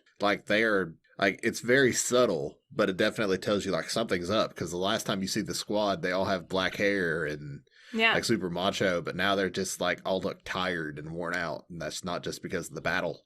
Yeah. Yeah, no, I didn't notice that they had all had grey hair. Yeah. But yeah, Hiro basically bans them all together. It's we're gonna do just fine without the rest of them, because Hiro has kind of been rebelling against Papa since he was really, really young. He just didn't remember it because he'd had his memories distorted. But he is the only one from a long time ago that's this is odd. And 02 completely hates Papa and the adults. She's not into it. So she's kind of confirming his prior suspicions. Episode 17, Eden. So, okay, babies is my first line of notes. So basically, yeah, Squad 9 shows up and they discover Kokoro's book. And Kokoro tried to like persuade Mitsuru to make a baby. Everyone ends up finding out. It's horribly embarrassing. Squad 9 finds out and they are not very nice about it. Alpha, who is the leader of Squad 9, also finds out that Nana, who is like there's like male and a female like adult, I guess, that look over the group of 10. Overseers, supervisors, whatever you want to call them. Supervisors, yeah, they look over the group. And Nana is the female role, that's what they called her. And they find out that her emotions are back, that she has emotions. And that she's going through puberty. And he says that he's going to report it to Papa. Kokoro and Mitsuru do the dirty, and Squad 9 get reported about the baby thing. They report the baby thing. That's episode 17. It's very strange. But, like, I completely get it because they're so isolated. Like, it makes sense. It's just weird. Yeah, it's real weird. Episode 18, When the Sakura Blooms. Kokoro and Mitsuru hold a wedding. They are fully in love with each other. And this is where I say that Futoshi loves her so much. He's like, I'm going to officiate the wedding. Because up until this point, he's been super against their relationship. But he, at this point, is like, I love you so much that I want you to be happy. So he officiates the wedding for them. And it's really weird, but also very sweet. They all prepare everything together and do it just like the picture in 02's book. That's how they know what a wedding is because at the end of the fairy tale book, they got married. And so they kind of know what a wedding is, and they're kind of basing it off of these pictures in the picture book. But, yeah, then there is the symbolism here that I'm talking about is in this episode. And did you pick up on this, or is it just a me thing that picked up on this? I mean, I got it. But, like, I don't think it registered as much with me as it did with you, because whenever you pointed it out to me, I was like, oh, I get it. Yeah. But I didn't die over it like you did. Yeah. Well, I got it immediately, and I started laughing a lot. And I think that might just be like you're a dude and I'm a girl, so it might resonate with me more. I don't know. But, yeah, so Mitsuru makes these rings for the wedding, so they can exchange these rings. And she puts his on his finger and it slides on real smooth. And then he gets to her and he goes to put the ring on her finger and it stops on her knuckle. And she says something like, I'm okay, keep pushing, or something. And he pushes the ring further on her finger and like forces it on, even though she's like wincing. And I was like, yeah, okay, we got it. She lost her virginity last night. Okay, it's fine. And it made me, I just started laughing. And immediately after this, Squad 9 comes in with all of these bad guys. They take the couple away, they're kicking and screaming, and I'm still sitting there laughing my ass off about this really blatant symbolism that is just shoved into your face. And I'm laughing, and I'm finding it so funny, and these guys are like kicking and screaming. 02 is fighting off all of these guards and bad guys, and I can't stop laughing, and I'm feeling guilty about the fact that I'm laughing because of this symbolism. It was really, it was emotions, dude. But yeah, eventually the couple ends up coming back, and when they come back, they have literally no memory of each other. They both believe that each other is a new member of the squad. They don't know each other, but they still have the rings on their fingers. But like that's the only memory. Like they don't have any memory, they just have this ring. Episode 19, Inhumanity. This episode shows the Doctor's story and how humanity became to be this way. They show how they ended up achieving immortality with the magma energy that they drew out of the earth, and how the Klaxosaurs started attacking the specific magma ports and then everyone else. It shows the Doctor when he was younger, it shows him with his wife, it shows that his wife actually died testing the initial stages of the Franxx machines. And and then we're also confirmed that the couple from last episode, their memories have officially been fully erased, not blocked off, so they can't re-find their memories, they've erased them. They don't have them anymore. Because the team asked them to reverse them, and they're like, I'm sorry, we didn't block them off, we erased them. They also ask their papa what the heck is going on with them, like if they have a life outside of this, and papa doesn't respond. 02 it's also found out that 02 was made in a lab by the Doctor with the DNA of the Klaxosaur princess, so she's a clone. Papa agrees to set the Squad 13 free if they complete this final mission. Supposedly. A lot happens in episode 19. This is also whenever shit starts to kick off into a pack everything in shitstorm. Yeah, this It is kind of started after episode 15, but this is where they start to ramp it up another yeah, notch. from this point on, it gets hard to know what's going on. And I'm not saying that like in a like you have to pay attention kind of way. Like some like films are good like that. Some films and TV series is like you have to pay attention, and it makes them good that you have to pay attention. This is just confusing, even if you pay attention. Like, if Darling in the Franxx had ended at episode 15, perfect. Yeah, But no. yeah, it gets way more confusing. For instance, episode 20, aliens. Yeah, it was all aliens all along. Just episode 20 episodes in, we got 4 episodes left, and now it's about aliens. And now we're going to space. So, aliens. Turns out the Klaxosaurs are actually giant mecha robots too that were piloted by Klaxosapiens, a species of underground humanoid. And that were also split off into 2 different species, one of which that returned to the Earth and created the magma. So the magma energy that they've been drawing out of the Earth to pilot everything is actually the body and blood and soul of these Klaxosaurs sapien people. The princess takes Hero and the Strategelia thing, I don't know, the specific giant mecha robot that they're in, to fight the space people who were actually Papa all along. Papa was a space person. He was an alien. He doesn't have a body. There is no body to him. He has abandoned his body. Humans aren't a thing. Kokoro has morning sickness. And yeah, their brains are fighting to regain their memories or fighting against their memories. Their brains don't like say each other's names. They get pain through their brain. They were fighting Klaxosaurs with modified Klaxosaurs, and the princess and Hero will explode. Episode 20. Did you understand? Because I didn't. Watching it through the second time, I was just like, fuck.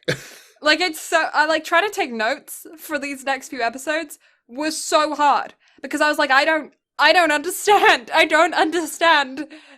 What? Well, I don't know. Like, for me, all the way up until episode 24, watching it through the first time, I absolutely adored the show. Yeah. And then episode 24 absolutely killed me.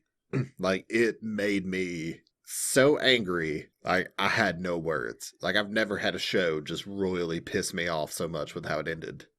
Yeah. Watching it through this time, that's where I definitely like put the divider at episode 15. To where I was just like, oh shit, okay, yeah, everything just kind of everything really starts to fall apart here. Yeah, I honestly. So I slowly started ticking off more points from episode 15 on. Yeah, I genuinely was not expecting at all for them to be like, and aliens. I wasn't either. I was just like, oh, okay.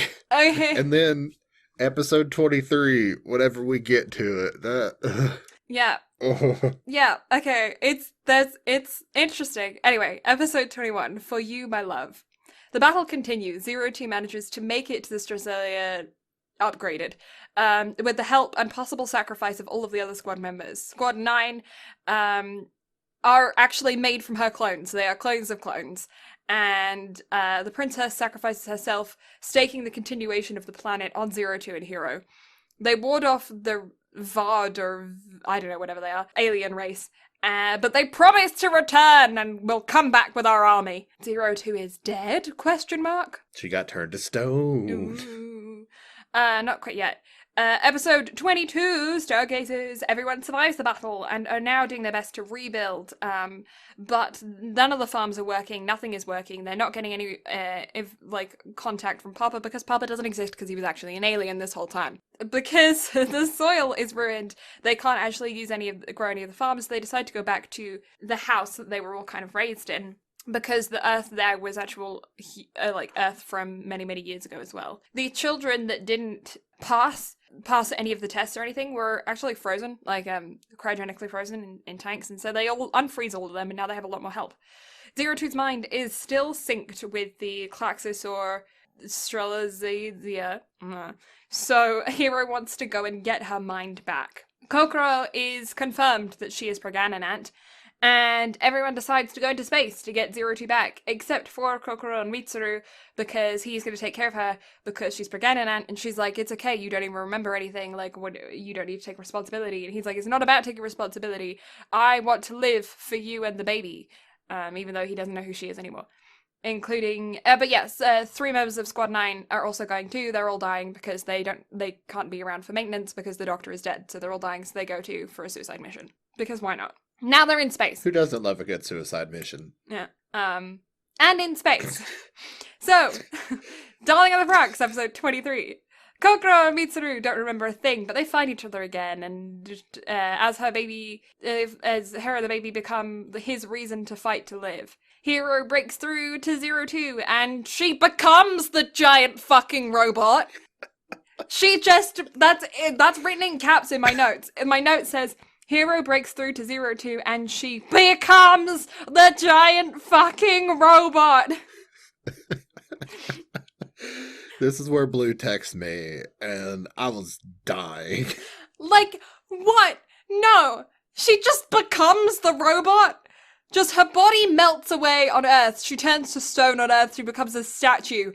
And she becomes the Franxx machine.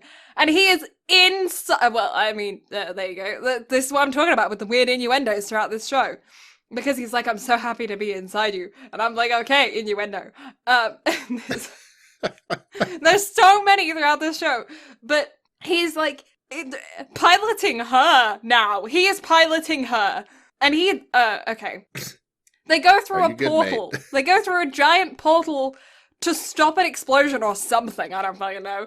And everyone else returns to Earth except for Squad 9 because they all died. And they're just like, okay, yeah, and everyone's like, well, take your time. Make sure you come back to Earth, okay? You're part of Squad 13. You have to come back. And she's a giant robot now. And so they go through this portal and they're traveling through space. They go to the end of the universe. The end of the universe. To go find this alien dude. And everyone else just goes back to Earth and is like, okay, cool, fam. It's fine. I don't know. Episode 24, Never Let Me Go. Hero and 02 nearly die whilst fighting. She's a machine. But it's all okay, don't worry about it though. Because although they nearly die, you know, they've been fighting in space for like 8 years at this point. And like literally she's just like slowly floating through space, just firing lasers off and exploding things to her left and right. And he's just sleeping in the cab. Like, that's it. I've been fighting for 8 years. That's what they're doing. But it's okay that they nearly die though, because, everyone on Earth just prays for them and then they're fine. I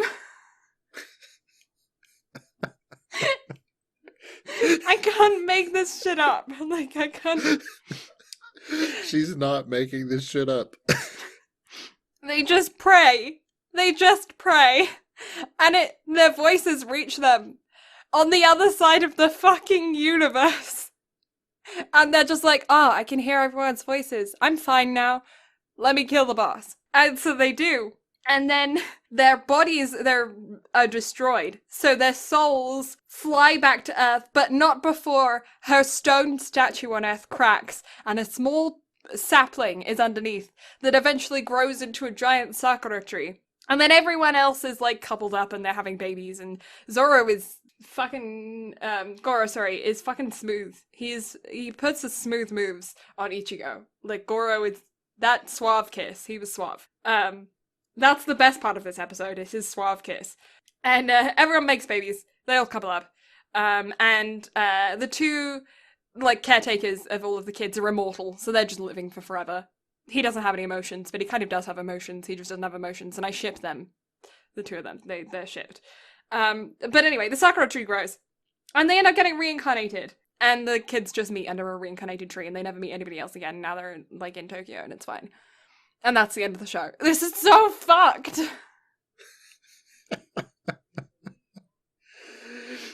Oh, it's an acid trip. It's such an acid trip. You get to, like, the last, like, 4 episodes especially. 5 episodes. But, like, she just becomes the fucking robot? Like, what the fuck, dude? They go to...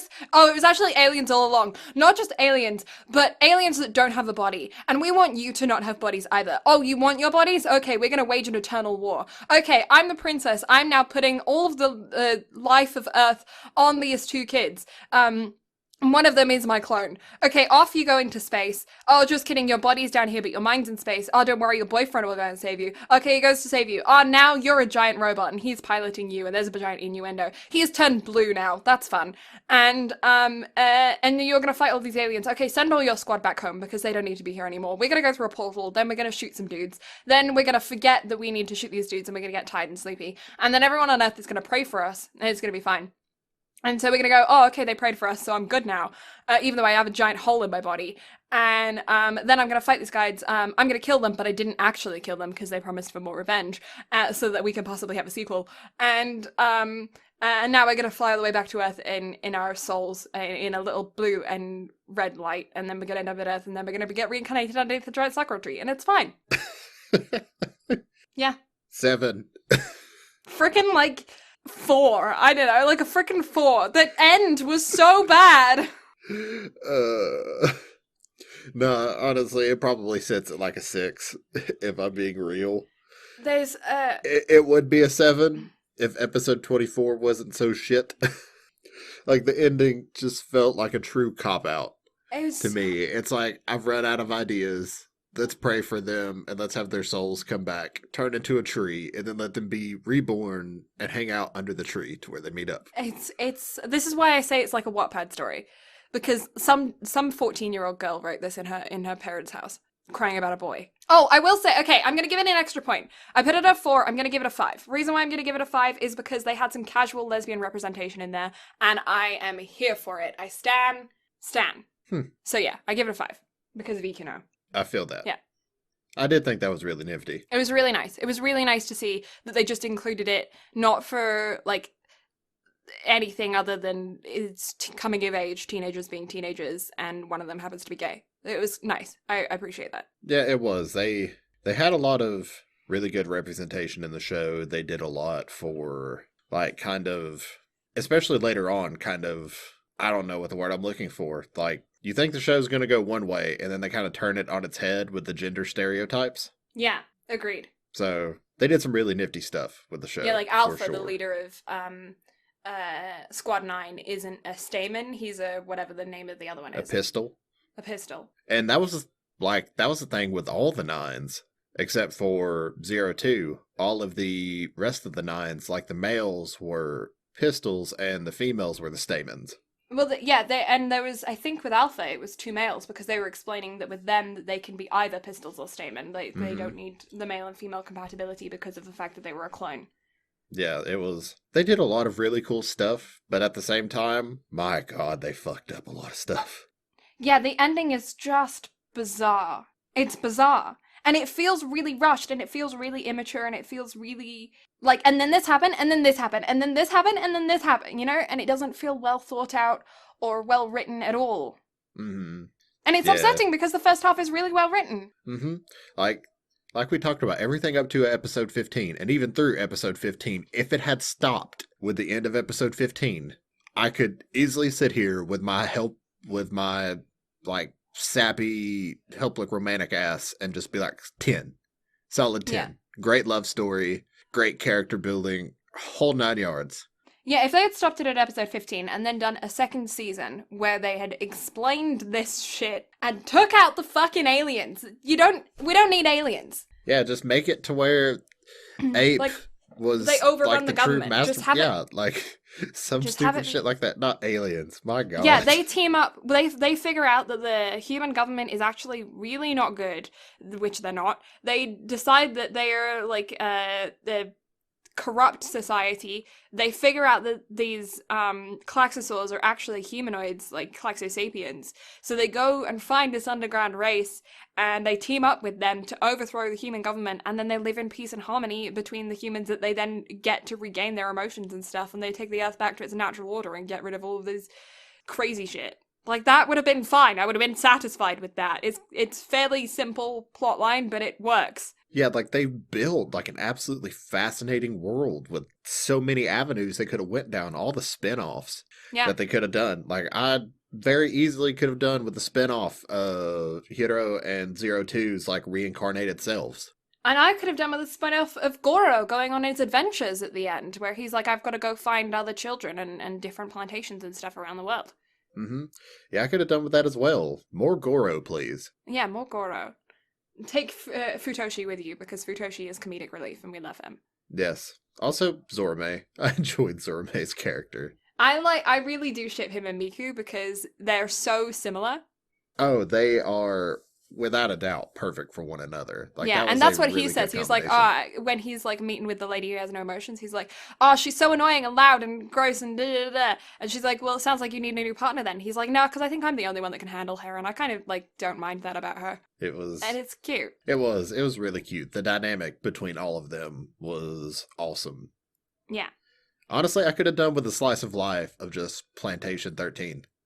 Yeah, I want to know about Ikino and her partner, her girl, because she Mhm. ends up becoming like a doctor. Yeah, and like she's trying to, what was it, find a cure to keep all the parasites from aging. Yeah. So there was a lot. Like I need more answers. I don't need the bullshit that they gave us after episode 15. Just expand on the ideas that we already have, please. Okay, Yeah. thanks. Why did you have to go to aliens? Why is it? Why Because did you people have to will do buy that? that. Okay, the whole world's gone to shit. Why aliens? Why Like aliens? I feel like Why that did it dude have with to the be? afro on the History Channel would be all over this shit. Like, I don't understand. It's like, okay, you're watching like Food Wars, and then all of a sudden this really good competitor comes in, he defeats everyone, and you're like, oh my god, what's up with this character in Food Wars? It's like, he was an alien. Like, it Or doesn't make any sense. It's not established anywhere throughout this world that this is aliens. It was just, and aliens are here as well. uh Why? Where did it come from? Why is it that 4 episodes from the end of the series, aliens are introduced? yeah, so let's just take a point off for since there were 4 episodes that were shit and we have arrived at 6. Yeah, I'm at a 5. I give it a 5 because 50% of it was decent, 50% of it was just fucked. So fucked. Well, okay, it was like 60% of it was decent, 40% was fucked, but because the 40% of it was fucked, it takes away 50% because it was so bad. I So I'm at a believe 5. Oh. What the fuck, dude? Like, I'm still tripping over this. But mate, are you excited though? Am I? Cuz next week starts Music Month. Oh, yeah, that is exciting. Music Month. So, next week, Liz and the Bluebird. To those who are unaware, it is a spin-off of the Sound Euphonium series, and it was a really interesting and good time, the kind of story and everything they build around the two main characters for the films, but two of the I guess side characters for the actual show. I've never seen Sound Euphonium, but the way they animate instruments, so good. I I'm think excited. Kyoto Animation is the one who did Sound Euphonium. I'm not sure if they did Liz and the Bluebird, but I'll have an answer for that next week. Mm-hmm. But yeah, next week starts Music Month. I'm excited. We have a lot of really awesome stuff set up to cover, although we're ending it on I wouldn't say a sour note, but a very heartbreaking note. Yeah. We're not going to be okay for the last episode of September. We'll leave it at that. Mm-hmm. Mm-hmm. But I'm excited. It's going to be a good time. Now, are you ready for the part that we forgot last week but remembered at the very last second? Am I? Oh, yeah. Plugs! Plugs! So, you can find the absolutely lovely Blue Lavender streaming Monday through Saturday, except for Wednesday, because that's whenever we're supposed to record this thing of a podcast. Mm-hmm. She streams from 8 p.m. to 10 p.m. Mountain Standard Time at twitch.tv/Blue Lavender. You can also find her on Twitter and Instagram, sometimes at Blue Lavender STM. She also runs an absolutely adorable Instagram for the bestest bean in the whole world. Her dog Tilly at the adorable, or at, fucking hell, at the best Tilly Bean. Is Yes, that right? that is me. That is Hey, correct. okay. Yeah. And if you want to follow Brad, he doesn't really do much anymore because he used to be on Twitch, but he has taken a break. But you can follow him there in case he does some random streams whenever he feels like it at Brad Carter Gaming. He is also on Instagram at Brad Carter Gaming. He doesn't have a Twitter, but he does run our Twitter when I forget, which is all the time. And he also runs our Instagram as well at BnB Anime. on both of those. We also have a YouTube channel where all of our episodes of the podcast are previously put with some really pretty cool thumbnails.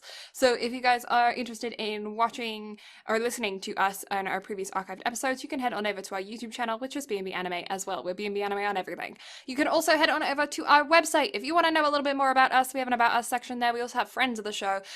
We also have other things about us, the links to videos, voice acting stuff, artwork, all kinds of different stuff is all on the website, as well as all of our links to Spotify, Apple, iTunes, whatever it is, where all of the podcast is, are all linked there, along with all of our previous archived episodes.